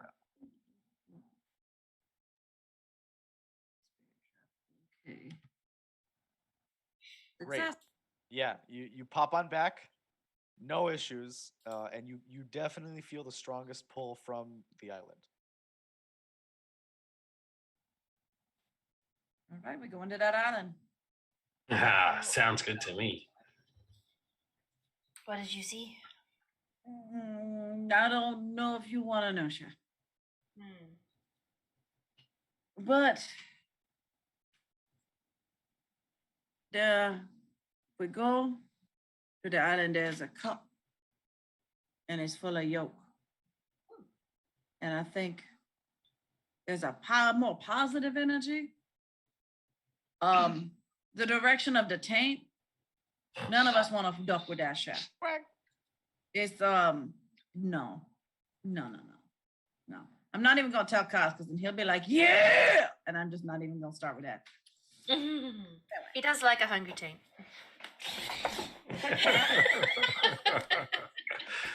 Generally How gets hungry? that was like a nope. That was a big Okay. Okay. To the island then. to the island we go. The turtle can get there in about 3 days. So we have about 3 days to perform rituals or preparations to actually, make sure that whatever you do is successful. I'm gonna go ahead and summon my spirit teacher.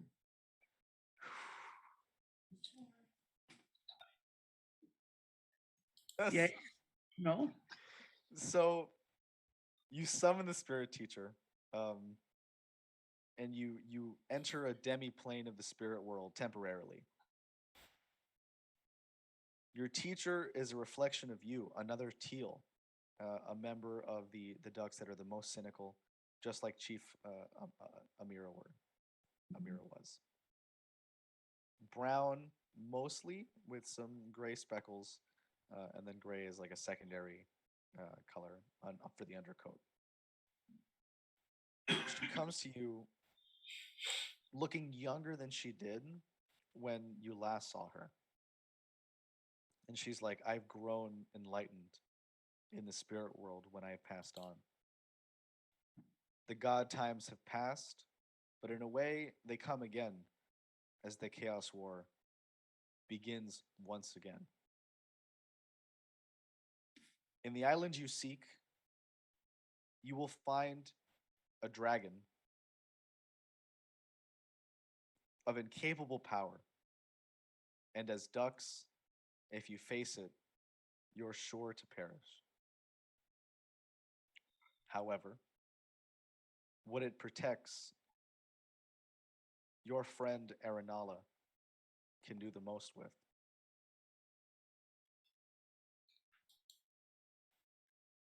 Mother's Nest needs it. It's good you go there first, that you followed your instincts. I'm proud of what I taught you. And she gives you like a free sorcery, which is something you can cast kind of at any time, once per day, and it's just sort of view chaos. I believe was the name of the spell. You're sort of able to detect it and follow it instead of having to use the spirit plane method, and so just kind of just leaving it as a flat bonus for you. Yeah, cool. And that's it.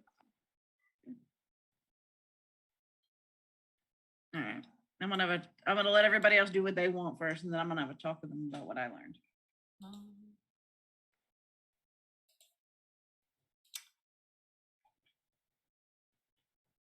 I don't have anything I can do to prepare in a 3-day way, but I will be encouraging people and playing some soothing music for the turtle. So you can meditate to Mhm. increase the likelihood that one of your spells works when you come back. That sounds But good. if you sing, you can also kind of increase like I think one of your spells, did it like affect everybody?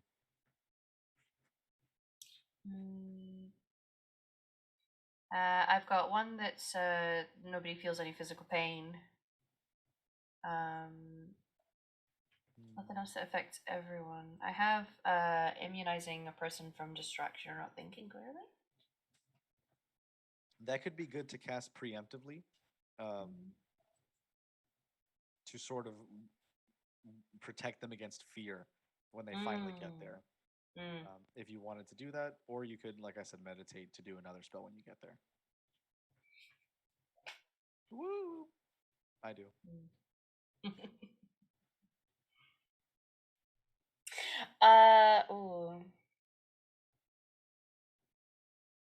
I'll meditate for now. Exactly. In theory, I could try and do some calming stuff on cost, but I feel like we like him when he's angry and manic when shit hits the fan. Yeah, no, I'll meditate for just now. I'm going to meditate as well. Probably do some pacing around the pond too. Arna looks a lot of excitement mixed with a very heavy dose of nervousness, and it's these emotions that she's had this entire trip, but it's even more now. But pacing some, then eventually settling down and meditating.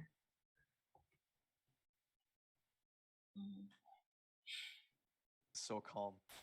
The pinnacle of peace. Koss is probably the calmest he's ever been to. The promise of getting to slaughter chaos on the next day has him meditating. at the rock he had made a shrine for the storm bill, and I would be focusing on just kind of gathering up his strength, because the others aren't fighters by any means. So he really is going to be taking the brunt of this, and he's going to get ready.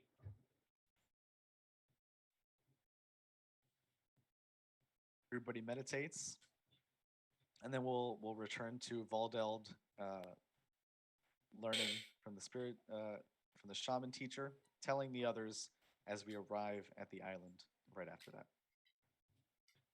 All right. So we got a plan? And this will go. Guys, you duck shit Yeah. up. You go wild. Don't worry. The storm bull is at my back. I will duck this whole place. Anna, you keep him going. Mm-hmm. I'm gonna try to work some crowd control, make it a little easier. Most importantly, Arnala, the rest of us, we don't matter. You need to survive this. Now we're gonna be fighting a dragon, so it's gonna be crazy and it's gonna be rough. You need to survive. I'm sorry, we're fighting what?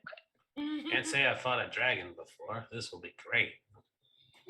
We can do this. I don't think all of us are going to survive. But when you're meant to be, you're meant to be. But there is something. And you can do great things with it. And I'm not sure what it is. But the spirits, they tell me there is something. You bring it to the mother's nest and you will do great things with it. So you need to survive. So you try to stay back and stay out of the fray as much as you can. Work some support if you can. But worst comes to worst, whatever it is, and I think you'll know. I think you will know. And you get it to the mother's nest. Okay. Do what's I'll best try. for you. Manuel?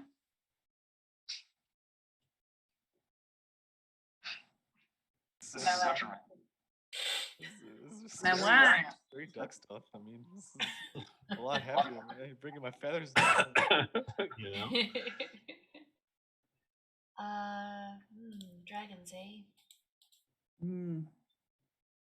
Do you, Cos, would you like something to help embolden you to what you have to go in and face? I won't need courage. I will have the storm bill's rage.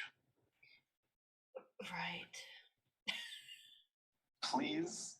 Loyalty Stormville. Yeah.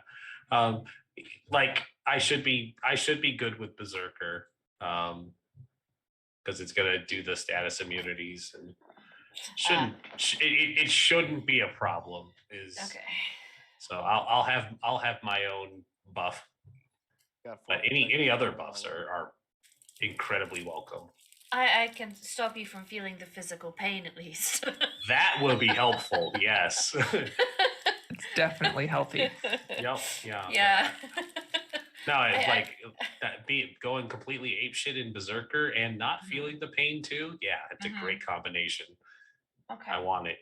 Midoriya stuff. It's gonna, lose a finger or not. I will do the take out my stone again and send those silver feathers to both of my other companions who do not, other than Cos, who do not have it yet. And I will cast sorry, lost my spell list. Protection. Let's do level 3 for both. So both of you have +3 armor.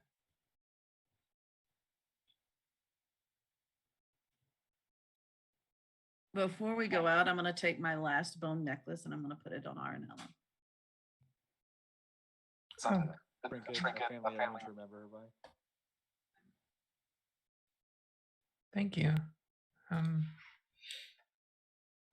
You can do this. You are going to do great things for us.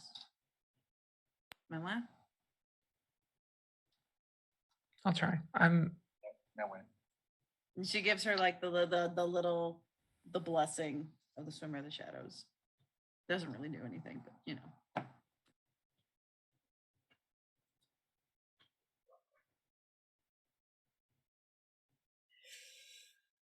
At least you Alright. saved your shadow. Everybody wants to save the pet. Okay. We make it to the island, and it's a pretty it's gonna be like again this primal bog that almost nobody can get through. But there is a small enough section in the underbrush where there's a canal going downwards, as if this was a funnel, leading to the circular arena that is like this dragon's lair, right? Um, Essentially, everybody's gonna have to take a quick river dive and land okay in order to get there. Before we dive, I'm gonna cast Detect Enemies to make sure no one else is sneaking up on us. There are merfolk, bing, bing, about 20 meters out from the ocean, and they've been like kind of tracking the turtle's legs for a little while since they're so large.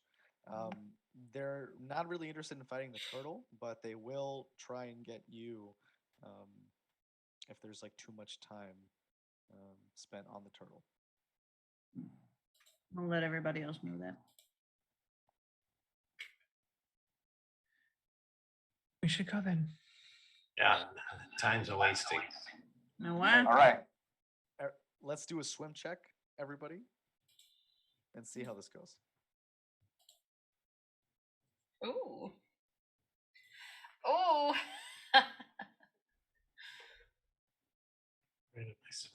Ooh. Nice. Success. It's a new Ducktown Olympic diving team.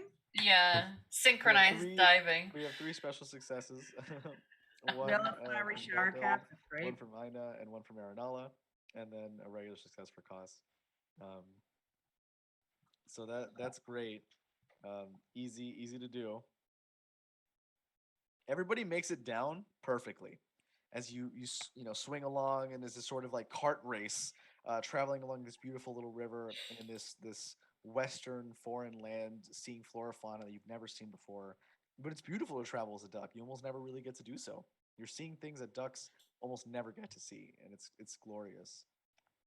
Jump off the pit, and then now you have to find some way to stabilize as this waterfall ends in this desert arena, this desert pit that's sort of with some sludge in the middle since the water falls into it, creating a small creek and a brook of sorts, but not enough to really. It's still mostly a dry arena with a small oasis.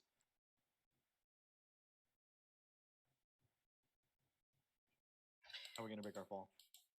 Mm. Uh. My shadow is gonna catch me, Dirty Dancing style. Is there any plant matter here at all, or is it just mud? There is on the moss on the walls, and it's still enough for it to grow out. There definitely is. Okay. And I'll go back to my what has become my old reliable in this game. Sneak up I'm on you. gonna take out my stone and rub it, and a halo of what looks like moonlight kind of radiates out from me, and bless the crops and extend that moss down to help cushion our fall. You make like a cartoon moss net. Made Yes, this beautiful absolutely. divine power, and sort of do the big drop, and it sort of snaps at the very top, dropping you lightly as the point of tension is about to raise you back up, just like a cartoon net. It's perfect, right? It works again. Spells without issue. They creep up on you. Some of the cooler ones. It's why I love this game and the different kinds of magics and all the cool combinations you can do without fighting. So you make it down, and you do see the classic. It's not a beast. It's not an animal. It's a demon of sorts. It's a chaos dragon sleeping. What seems to be above a warm nest, about 20 meters to the east of you. Have some time. You have the surprise. and we can talk a little bit about what to do before we attack. I just had a terrible idea. Shoot. And that is trying to spirit meld with it. Oh, no. Do not spirit meld with anything chaos. That in character, you don't know what she's Out of character, no. Do not meld with chaos. Chaos is an all-corrupting, bad force. You do not expose She's yourself doing it. to it. She's doing it. She's totally God. doing it. All right. Well, Koss was going to be casting Blade Sharp before this happened. You So can do it at the same time. So everybody can yeah. get one I section just of want to this get thing. that out there that he's casting Blade Sharp, and it is in no way in response to her exposing herself to chaos. I'm hoping somehow doing spirit melding will at least keep it from attacking a few rounds.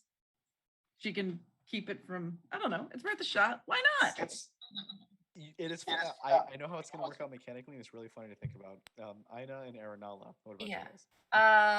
As we're a bit away from it, as I get closer, I don't have anything I can necessarily do for it right now, and I'm hesitant to cast music, so I'm going to mind read it, and see if I can figure out what kind of mood is this dragon in today. Okay. And Aranala. I'm going to. I don't want to be the center of its attention because I need to get in there after people start losing limbs or going down. Yeah, So I'll I'm take going care of to.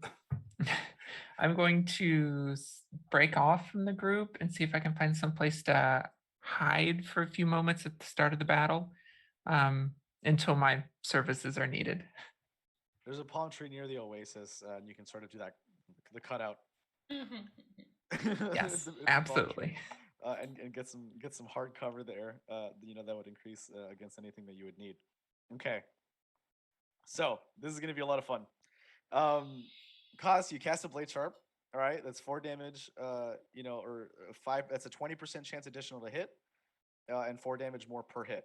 So now you do a D4 plus 4, in addition to 20% positive on whatever you do. Ina, you're going to mind read it. And you're going to learn that it is indeed guarding what it considers to be eggs, Eggs. and it's I acting. just.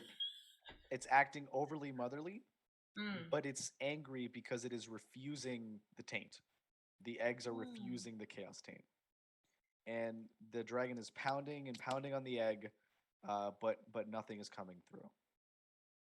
But it knows that life is in there, for its shape, its size, and even its taste upon licking its shell. It knows it's different. Hmm. If I can, I will try to relay that information to Aramilla. Feels like she should probably know that. It's a free action. Yeah. Egg talk is free. Egg talk is always free. Mm-hmm. I probably still have my mind reading on, so I'll just telepathically let you know that. The transcription. You just yeah, hear it in your just- head. Yeah. Yeah, the court stenographer. Yeah. Angry, sad. Angry, sad. Egg. yeah. Egg is wrong. Egg is wrong. That's so sad. Valdeld, you'll begin the melding, which will wake up the dragon, and then we'll move into strike rank. Okay, so this is how it's going to work out. The way that melding works mechanically is that it doesn't really matter if it's a chaos creature or not, but what happens is that you combine the power that you have with the power of the creature. This means that you will both be like locked in this, not combat, but you'll both be in an invulnerable shield together against magic, at least, because people will try to have to overcome your power, which will now be a combined score of like 90 or something ridiculous, like or even 200. Like no, not 200, but like 90. I think is like around. It's like 60 plus your 30 or so. So it's pretty high. This will make the dragon pretty invulnerable to spells, but you as well. And that's kind of where we're at for Is there that. anywhere I could the way I could just break its mind or something? Destroy it. Not with a spell currently. However, you can try and discorporate and enter the spirit world, and then we can try. Yeah, we can try rolling some out of combat stuff there. But that is a little scarier because then you're subjecting yourself to chaos taint in the spirit world. Oh. which is the scariest place to encounter it, I should say. So because it's at its most raw, and it's kind of hard for you to filter even with your And I have to unmeld before I discorporate, correct? not necessarily, but you don't have to do it before, but it'll just cancel it out. Okay. So you can do it if you'd like. No. It's Is there anything I can glean from the spirit meld? Any useful figure outings? Anything that it would have told you would be less effective than the mind reading that Aina already. It's like there's already a thing locked onto it. This is something that is evil and does require destruction. It's not a bad idea to make yourself invulnerable to spells. Maybe you can kind of attract its attention. I'm definitely going to do that for me. Yeah. Still okay. Yeah. So we still melded. The How dragon's long awake. will it be invulnerable to my spells, though? Because that's for as long as the thing is on. I'm done. Yeah, you just pop it off. And then we go right into strike rank. So the chaos dragon immediately wakes up, is very quick, and it's going to strike at what it deems to be the person who, is the most armored.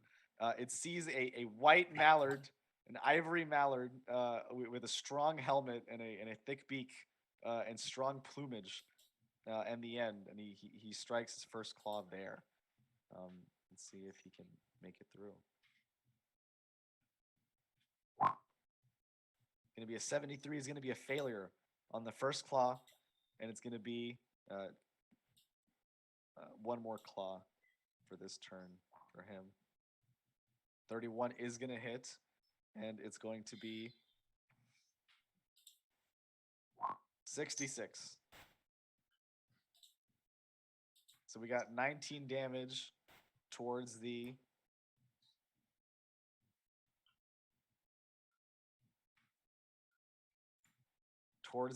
left arm. Good. Are you how is it doing? I have my shield. Yeah, you can try and roll shield and see if we can reduce the damage by I want to try and reduce some of that. Mhm. That is a success. Yep, roll a d4 for me. For 3.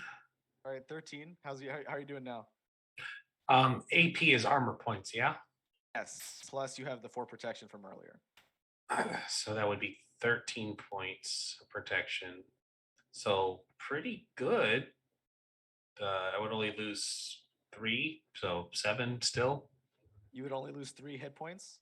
Yeah, because I have all right. Yeah. Cool. 6, 4, So 13. it does pierce through. It claws at you. It slashes through and cuts open a little bit of the leather and getting a little bit of your feathers as the chaos taint enters a little bit. But we'll roll for chaos accumulation towards the end or whenever something big happens. For now, it's just a little bit of damage and you're fine. That's its turn. Who else? And again, no real order apart from strike rank. I think the highest strength rank here is going to be 3 from Kaz's short sword. So Kaz, you can do short sword first, and then we can, or do berserker and then do a short sword. Yeah, I'm gonna berserker and then short sword. Yeah, the classic. All right, barbarian duck. Right, I Yep. love to see it. Juggernaut duck. Yeah, he just starts Donald Duck. He's just The hopping charge. and Straight through. yeah, he winds up his arm. And just Goes in. And you're not feeling any pain either, so that's I'm not feeling any No. pain. And you said with the plus 20, so that makes it 25. Yeah, that's a special success. Yeah. So double the modifier, so it's going to be a d4 plus 8. Let's see how much you do. Okay, 9. It's still really good. It's still great. The dragon. This is a little dramatic, but it's actually in line with its hit points. It loses one of its wings. You actually just pierce right through it, and Just right wing through the right. junction. This little duck just like charging down the hill. It's like, whatever. What's this gonna do, right? And then like the anime split second slash. Nobody can see you. Wing gets taken off. Chaos Dragon cries out, but again, it's a demon. It's not a living creature or a part of nature, and it's angry. It's not really like hurt or wounded. It just wants murder, and to continue to defend its eggs to add chaos to it later. Who would like to go next?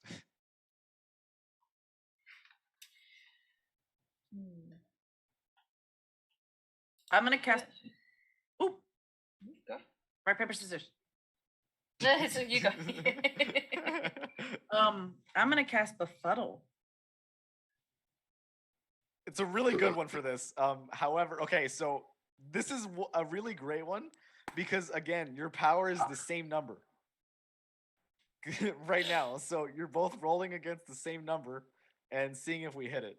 So we need to hit a 97 or lower for both of you.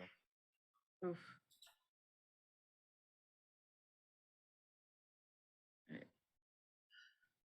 What am I hitting? The dragon rolled a 73. You can just roll a d100, and then like just a flat d100, and I'll tell you which one won or not. Ooh, You win. I won. Oh, I You won.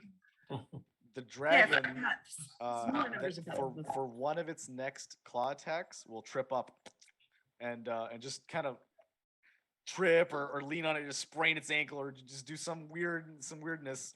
That Scuff one of its toes. That's Yeah, the worst. it just doesn't attack. Yeah. Is the important part. Okay, Ina. I don't believe I have any magic just of use a any sling. excitement. So I think I'm just gonna use a sling and try to contribute. I'll say that your meditation made your sling focus a little better, and I'll give you Ooh. the 20% on that as well, since you didn't use it on a spell. Okay. That's a 46. Yeah. That's still not enough to be a fifth Okay. of the total number, not a special, but it's still enough to do the regular damage. So you can roll a d8, and let's see how much you do. Oh. You chip one of its ears. Yeah. but hey, how many ducks can say that they've heard a chaos dragon? This is just like 2 currently. Yeah. You can make titans bleed. Yeah. No exactly. issue. This death of 1,000 cuts. Aranala, how about you? Did Cos take damage or chaos damage? Both. Okay. You can do both if you want. Or I can heal both. You can do you can use both spells if you have the appropriate spell for each one.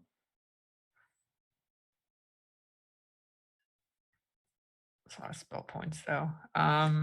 you're like I could though, but I may have to resurrect someone, and that's an Yeah, expensive no, spell. It's true. It is. Okay. It's a fun decision. Yeah, she holds her hands out in front of her and begins a little warbling quack. And even though it's daytime, the moon that's still faintly in the sky glows a little more and pulses. And I'm going to heal all 3 points of chaos wound that Cos took.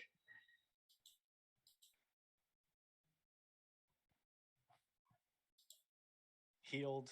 Cos, you feel the poison drain out from you. The true taint that was curdling your blood. It's awful for a Stormbill to have that kind of chaos influence. So you're happy to get to have it off. I have to chop that limb off later. Yeah, you're like, well, I was gonna lose a wing. No, it's not that bad. So it's good, and then we will go back to the dragon, who is going to claw once at the at Valdeld, who continues to be a nuisance inside its mind. I mean, right now, a chaos dragon and a person are like sharing eyes. You know, Valdeld, you're even feeling a little bit of the pain to your spirit emotionally when you get hit by some of these other things. So let's see how that goes. It's just going to be one because you befuddled the other one. So it's a crit. So let's see. That's For the like audience, means he rolled a 1 on a a D100. one. I got Oh, yeah, no. a 1 and a D100 is the worst that it could have possibly been. 53 damage was generated. Oh. And it really doesn't matter where it's gonna go, but I'm gonna go and let's see if it's head. You know, it's head. Oh Yeah, no.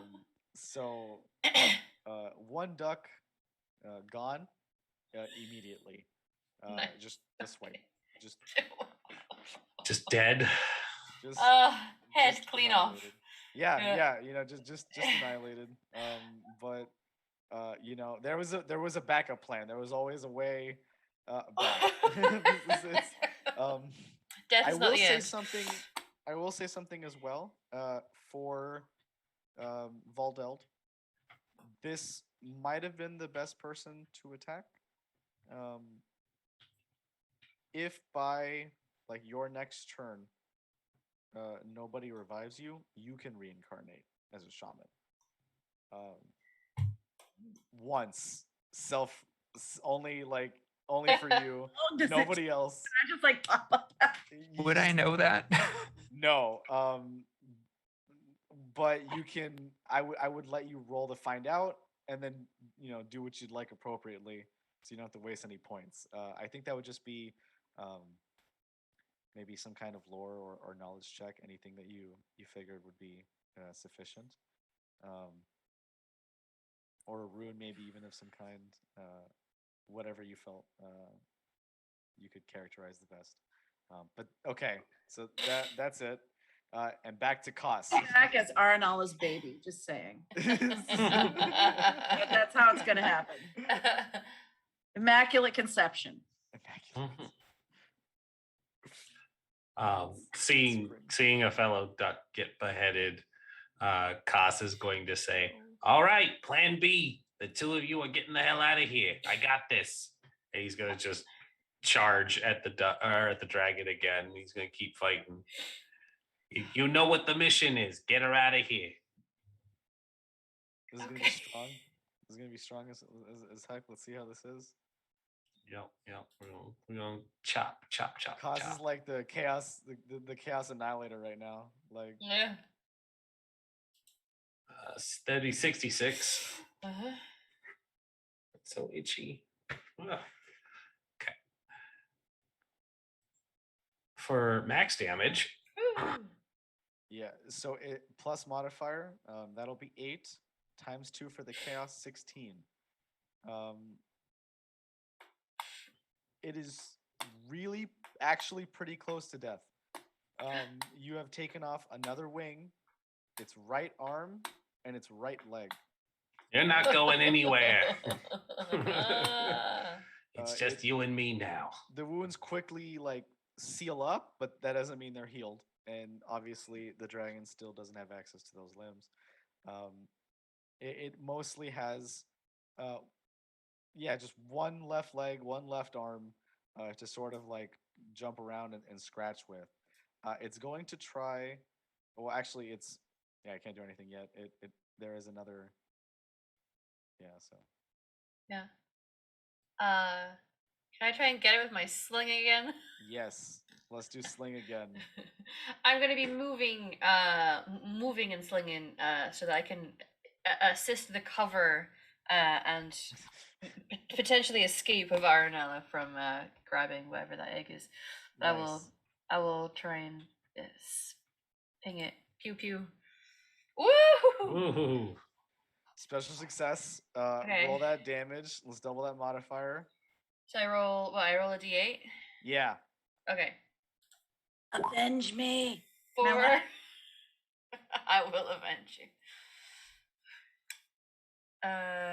4, and I don't know what's added to that, but It's pretty bad. Like for the dragon. You hit the ear again, but this time it like actually does significant damage, and you can tell that the demon has been wounded further. You really feel like it's on the precipice, and your sling actually really did help out this time. Awesome. Okay. That's good then. I will keep harrying it and move to create some manner of cover for Aranella to do what she needs to do. So Valdeld is currently incapacitated. Uh-huh. Can ducks go? Like, I know chickens can sometimes run around without a head. Run around with Can ducks? I don't know. You tell me. Can we Google this? Is the shadow still standing? The shadow's still running, yeah. The shadow's confused as to why you're not keeping up. The shadow, this doesn't. I'm trying to find my person. Yeah. Well, Aranella can. Like, can a duck survive at least? So for that lore check, Yes. since rune-wise, fertility is the opposite of death, can I roll that? Yes, yes, please. I would love to see it. A straight fertility roll. Success, 55. Okay, so you know that shamans are Yes, usually... they can. That shamans, yeah. So we'll put it like that. So that's a fun one. You know that shamans have access to stronger magics than the majority of Gloranthians, and that these sorceries sometimes lead to self reincarnation. You turn back to see Valdeld if really needs it, and you justify that no, doesn't. So you can cast another spell, and then see the beheaded duck reincarnate and just grow it back. Basically, so like, well, whatever would you like to do in the meantime? Looking down over it. Oh no, she'll be fine. She'll get over this pretty quickly. Cos, we're not leaving you behind. And I'm going to. I'll pull out my sling. Yes. Why not? It's such a solid idea. Sling. Special success. Yeah. Yeah. All right, roll that d8. We really said fuck this dragon. Oh. It's okay. It's enough. It's enough. This is the final hit for the Chaos Dragon. The fertility Canalda wielding egg mother follower has destroyed the egg corruptor in the final blow. The last, like, in between the arm and the leg, as the Chaos Dragon falls on its side, the beheaded duck stands in the middle. And Valdeld, you are allowed to cast Resurrect on yourself and reincarnate your by regrowing your head. Yeah, like literally, my shadow just goes and gets the head and just goes and sticks it back. I just looked it up, and the longest that it says chickens and ducks, but the longest a chicken has gone without a head is 18 months. It's horrifying. That's why. That's disturbing. That is horrifying. Shooting star, the more you know. So more yeah, you know. it works, and you are back to life. The Chaos Dragon is perished, and the nest is open, ripe for picking from the true winners. Yeah, let's rob that nest. That As duck the didn't dragon hurt, falls. why? Yeah, Yeah. that was hard fought. Good job, As the dragon everybody. falls. As the dragon falls, I'm like, Cos, I'm sorry. I didn't mean to take the kill. Don't even apologize. You just smoked chaos. The storm boil is pleased. Is everybody okay now, at least? Kaz, can you roll loyalty Stormbolt for me real quick? Hell yeah. Yeah, inwardly he might not be too happy, but outwardly. Yeah, failure. You see in the clouds behind you the figure of Stormbill, in the clouds for just a moment, look upon you with a lightning strike of pleasure, like that you're proud of you, and then it fades away before it can grant you any additional wisdom. But you feel affirmation It that just kind of looks up at the clouds like, I chopped off several limbs. I did it. I really did it. You guys can raid the nest now. Hell yeah. Let's raid the nest. Absolutely. Raid that Let's do a nest. group raid roll. Whatever skill you think would be most appropriate, or if there's even a random one that you don't think is appropriate but you still think is fun to use, please do. I mean, it's a nest. Can I roll fertility for this? Yes, that would be great. I would love your roll. I'd like Oh my god! nice. Excellent. I will roll my loyalty to Egg Beater because as I go up, I'm going to sing the song that all ducks should sing to eggs.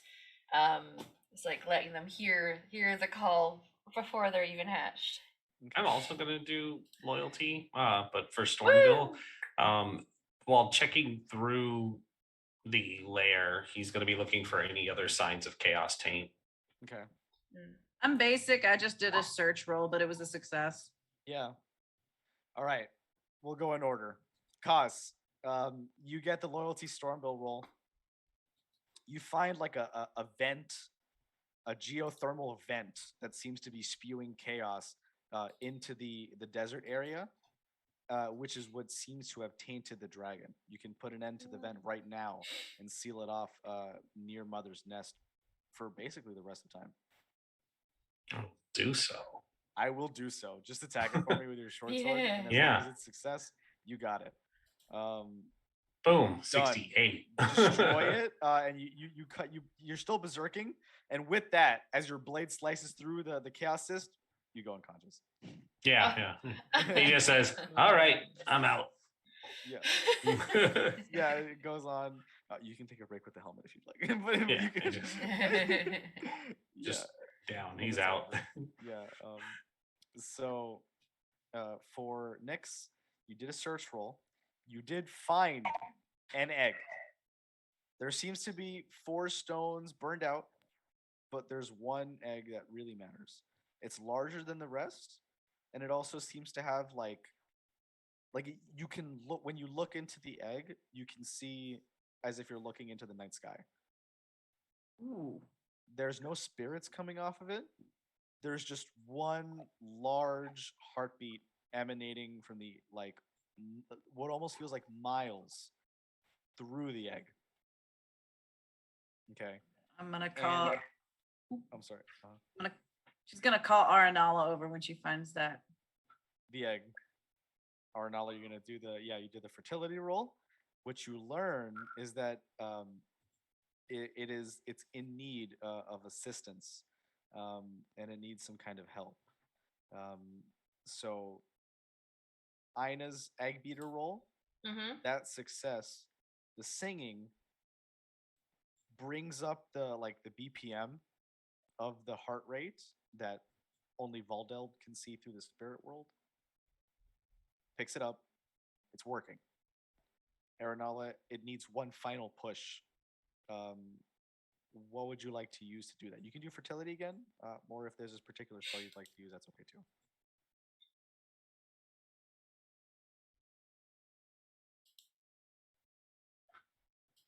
I don't. The only spell that's close is Blessed Pregnancy, but that doesn't really fit. I'll put my hands on it and concentrate, and I'll roll fertility again. Yeah.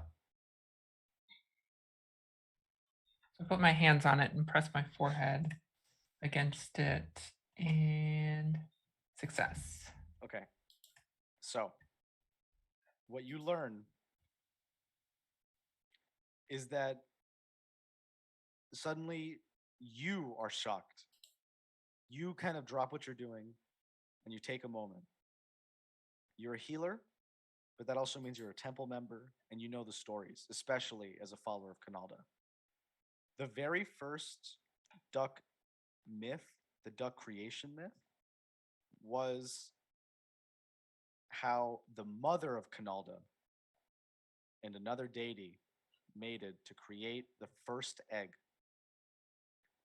that upon which many tried to pound upon it and open it to use it for their own nefarious ends. But in the end, it was the love between these two gods that birthed this wonderful new species and led to the creation of your culture. It is so similar in tone, in aura, in feeling to that egg from the stories that you know, that you can't help but think that this might even be a duck egg. If so, the curse might finally be ending. And the Durals might be able to take a higher step in the world by returning to a former status pre-curse. This could change all of duck society and is fueled by fertility. It is in no better hands than in yours right now. Yeah. With her head pressed against it, I think she just starts crying and just stands there like that.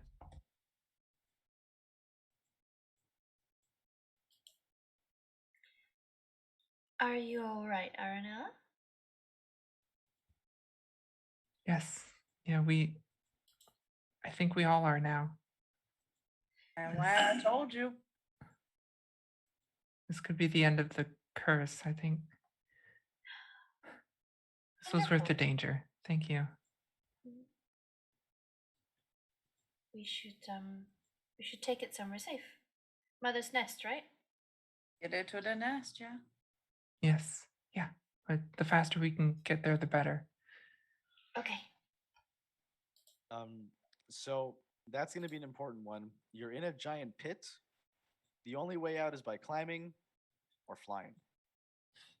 So this is going to be the last obstruction on our ways to Mother's Nest before you get the big ceremony, and we can end our session. How are we getting up? It Can be I try to? sequential- Sorry, go ahead. Oh, so no. Yeah, please. I'm gonna try and use I guess maybe singing to try and coax our giant turtle to come and climb down and help us out if I can. That would be beautiful. Please roll Truth Rune for me. Truth rune. Yeah, and Okay. let's see how this goes. Oh, input value. 53, that's a success. Okay. You pass.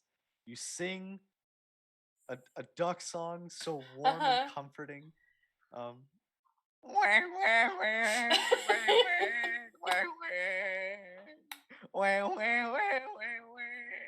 Just go on for a little while. The turtle it realizes that it's My friend, yeah. its friend, yeah, is in danger currently. And it's able to put one of its large legs in there. And you see this like 25-meter radius, or like so 50 diameter leg trunk come down, and you can all just kind of like grab on to the scales basically, and then it'll just lift. So when everybody's on the space elevator, let Yeah. me know, and then we'll hop on. I'll I'm take off some of my unconscious. scarves, and I'm going to give some of my scarves over to Arnella to basically create a sling thing for the egg, to carry the egg. Yeah. Try and help. Well, maybe two of us And- might need to hold costs. Yeah, I am going to cast on the egg protection. You know what? I am going to put, this is important. I'm going to put 15 levels of protection into this egg. Go big or go home. Yeah, like unstoppable. Like nothing can happen to like it won't even. It does have an HP, and that HP is already fairly high for being an Mhm. artifact of such power. The fact that you're putting so much protection on it means that there's almost like a 0% chance that anything is going to happen to that egg by the time it makes it to Mother's Nest. It would take a second dragon, like some ridiculous MacGuffin to ruin that, and that is not happening. Yeah, So. and Arnella looks exhausted. So everyone try to keep all of your limbs. It'll be hard for me to regrow them at this point. Okay. Let's all do one climb check as we lift. Aranala, it'll be a plus 20% for you. That's in this game. That's worse for being so tired on the magic point losses. Success, success, Unconscious. unconscious. Uh, ooh. So it'll be 2 failures. One because one is currently unconscious. Get the spirits to help her, to help Aranala. Both. We would need it for both. So let's do roll 2 spirit travel checks for me, Valdeld, and let's see what happens. Success. Bear literally. Yeah. You're able to put uh, uh somebody on, right? Who would you like to put, Aranala or Kos? Aranala. Aranala. Put on. Kos is off, but Kos is just simply unconscious. He just needs something to wake him up.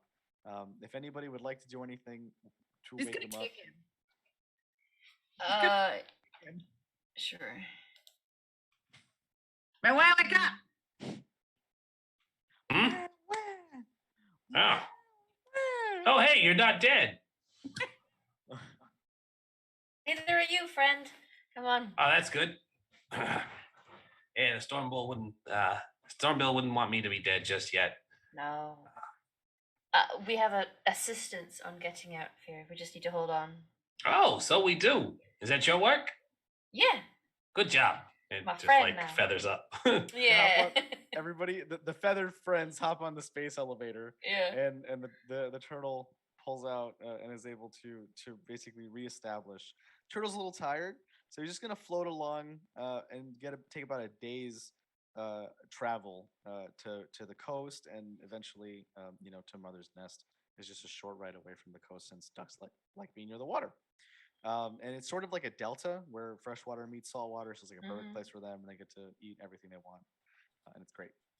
Duck heaven. Yeah. It's like a huge duck town. It's the Big Apple, the big hay bale. So you make it to the coast, and in fact, many ducks are waiting for you at the coast. You see in the distance, like what almost looks like a white run type situation where it's tiered, it's layered on different Mhm. terraces, but still made of the classic reed houses that you're used to, the common stilled houses. And a wide array of ducks are there cheering, waving. I mean, and then one of them says, like, basically puts its hands on its head and holds up and like speaks as loud as is possible, like a jet engine, so that you can hear him. And he says, is Chipped.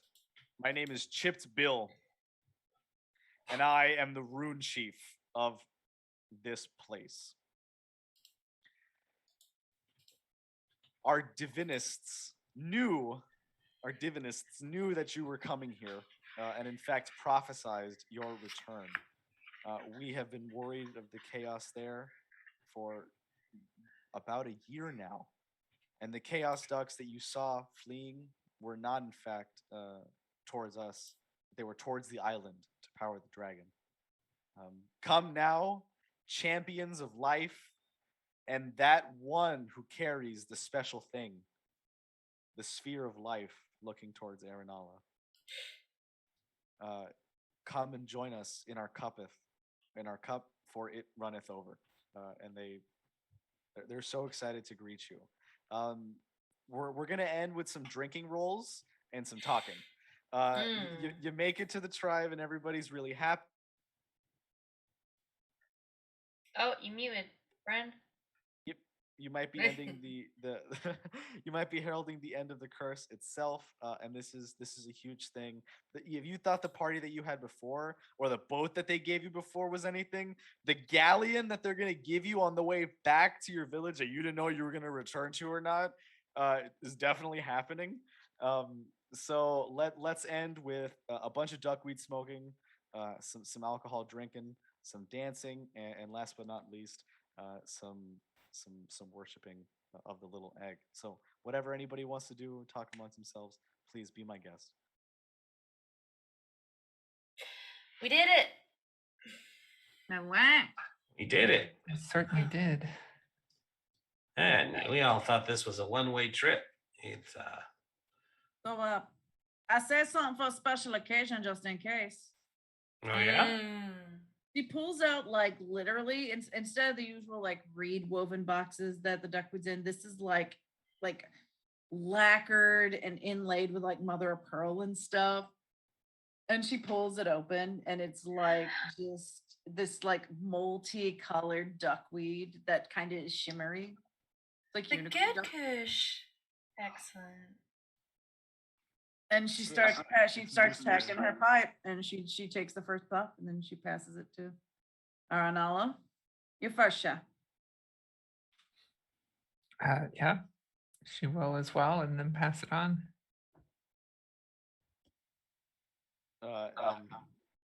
Ina, would you like to partake? Yes. Hell yeah. Koss, would you like to partake? Sure.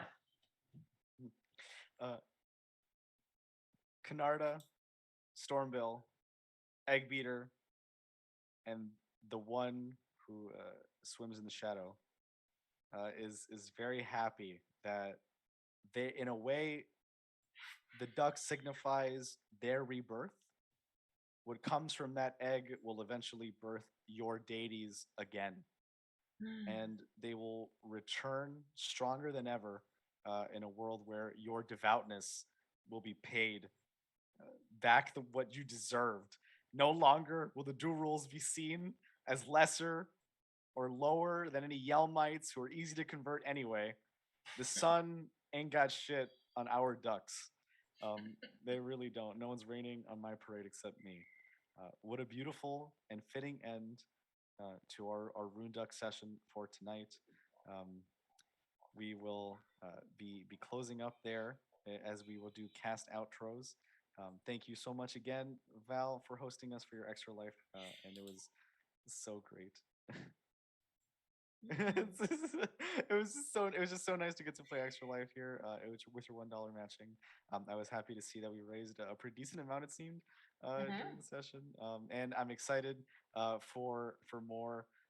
Yeah, I know you are. I'm excited for more tomorrow as well. My name was Anthony, and I was really happy to run Rune Ducks for everybody and give our ducks the much needed happy ending that they deserved. This is a tale of those who are often forgotten, but everybody knows that the biggest help can come in the smallest packages. So you can find me on Twitter at Praying the Plague. I GM on Storytell a lot for We the Tale on Fridays. I'm running Chew right now at 9:30 Eastern, and I'm going to be doing a lot more Fallout towards the end of November as well, partially for Extra Life as well. So you can catch me tomorrow, actually, in Celeste's Persona game here. I'm pretty sure like at 2 Eastern. It's going to be a lot of fun. I can't wait to play my Persona character with Celeste, who is amazing, and I'm so happy to play with everybody here. I just wanted to finally get a chance to play Rune Ducks, and it happened. And the quacks were not disappointing. With that, we will take it to our star of the show, and then we'll go from there. Just it seems like the chosen one was here for it, and that'll be Aranala, played by the wonderful Anna. Please. Yeah, so much fun being here for Extra Life. So I'm Anna, aka Archibald Dust Bunny, most places on the internet, queer and trans advocate, museum worker, and TTRPG streamer. You can find me on Twitter at Archibald Dust Bun. Tomorrow at 1:30 p.m. Eastern, you can find me on Gona_Hawking playing D&D in a world of 1930s technology. Then tomorrow night, I'll be back here playing in the all kobold D&D game. It's going to be lots of fun. We're level 14 kobolds. It's going to be crazy. Monday night, you can find me at Weave Tale at 8:30 p.m. Eastern playing Alien Paradise Lost with Rindus. Tuesdays, you can find me on Black Feather Guild playing Dragon Age at 8 p.m. Eastern. And Monday is the big premiere of Response Team Omnicron, a Lancer actual play podcast playing through the No Room for Wallflowers story. I think part 1 and 2 of our first episode launch Monday. So be sure to check that out. Yeah, best place to see where and when I'm streaming is on Twitter. So give me a follow. That's so much, and all of that stuff sounds so cool. I've been wanting to see that Ned Lancer book played, so I actually can't personally wait to hear that myself. And the Alien game is as wonderful as ever. Thank you so much for joining. In no particular order, next we'll go with Aina, played by the wonderful Emma for this game. Hey, hi everyone, it's me, Emma Humlu on the internet. You can find me here all the time. This is the only place I play right now. Next Friday, you will see me here, joined by Val as player and with Rindis as our storyteller. We're playing Masks. It is Parents' Evening next week, and we are all unhappy about it. Which is striking too close to home, as I am a school teacher and I too dislike Parents' Evening. And then on Saturday, we'll be back here for Dragon Age, where I am the storyteller for that game. And yeah, they're going down into the deep roads. Nothing bad ever happens there. And that's me. I felt my heart rate increase in this. It's just the collective panic of the Dragon Age fandom, well, not the deep roads. Yeah. Mm-hmm. The warbling. Next we'll be going with Kos, our I was gonna say beheaded. No, our behelmeted and duck-billed, thick-plumaged Kos. Hell yeah. I was playing Koss the Stormbill. I am Rendis of Party Wipe Games. You can catch me on Valdrian's channel, as mentioned, or Weave the Tale, or our own channel where we do a variety of tabletop RPGs. Tomorrow is Saturday, so we will be playing Savage Worlds, a World War II fantasy World War II kind of hybrid game where dark elves are the fascists and we are resistance movement. And my character just got a mech that we stole from a facility after we released a mind flayer. So we have a mind flayer on our side, and I have a mech, and we are going to shoot the equivalent of Dark Elf Hitler because she is on the way to our city. So we have a Dragonborn sniper who is very much interested in shooting her in the face. So we're going to see how that pans out. Monday, as mentioned, is Paradisio Lost, an alien RPG over on Weave the Tale. Tuesdays, we play Vampire the Masquerade. We're doing a Sabbat campaign where I play Lasombra, and it is fantastic. Wednesdays, we do Tomb of Annihilation over on my channel, Party Wipe Games. Thursday, we do Wild Beyond the Witchlight, where I play a monk. Fridays, we do Mass over on Valdrian's channel, as already mentioned.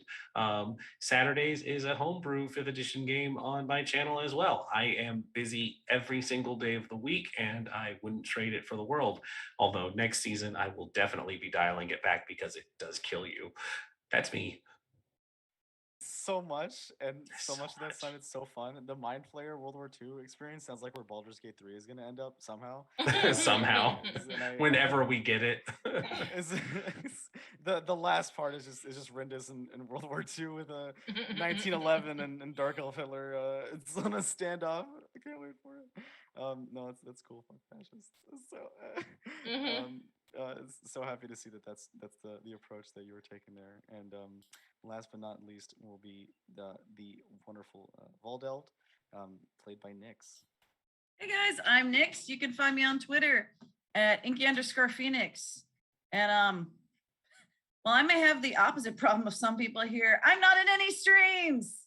I will be appearing on Morphs on the Bayou in the spring, right here on Valdrian's channel, along with Anna, as well as Felstrike, who's been hanging out in chat tonight. My bromance buddy, I miss you. It's a great group. It's a really, really fun stream, so please join us for that.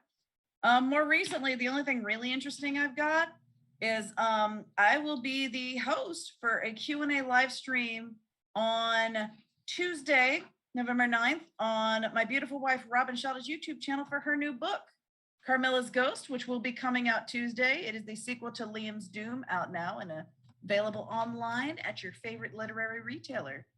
But yeah, all my games are in person, so I'm kind of boring. But if anybody wants me to join a stream, hey, hit me up. Not boring. It's a lot of fun. It's nice to have both. And I think it's cool that you're playing an all kobold game because you're like doing all ducks and then all kobolds, and it's just It's like it's really. It's an odd weekend. My cute husband runs that game. It's No, Yeah. It's a legacy game. It's a legacy game, yeah. It's gonna be really cool. I can't wait to see what he has cooked up. No pun intended for that. It's too easy. I'm sorry, I had to do it. No, I had to do it to him. So that'll be it. Closing us out. Thank you so much, everybody, for joining us for night 2 of Extra Life here, and see you all soon. Mhm.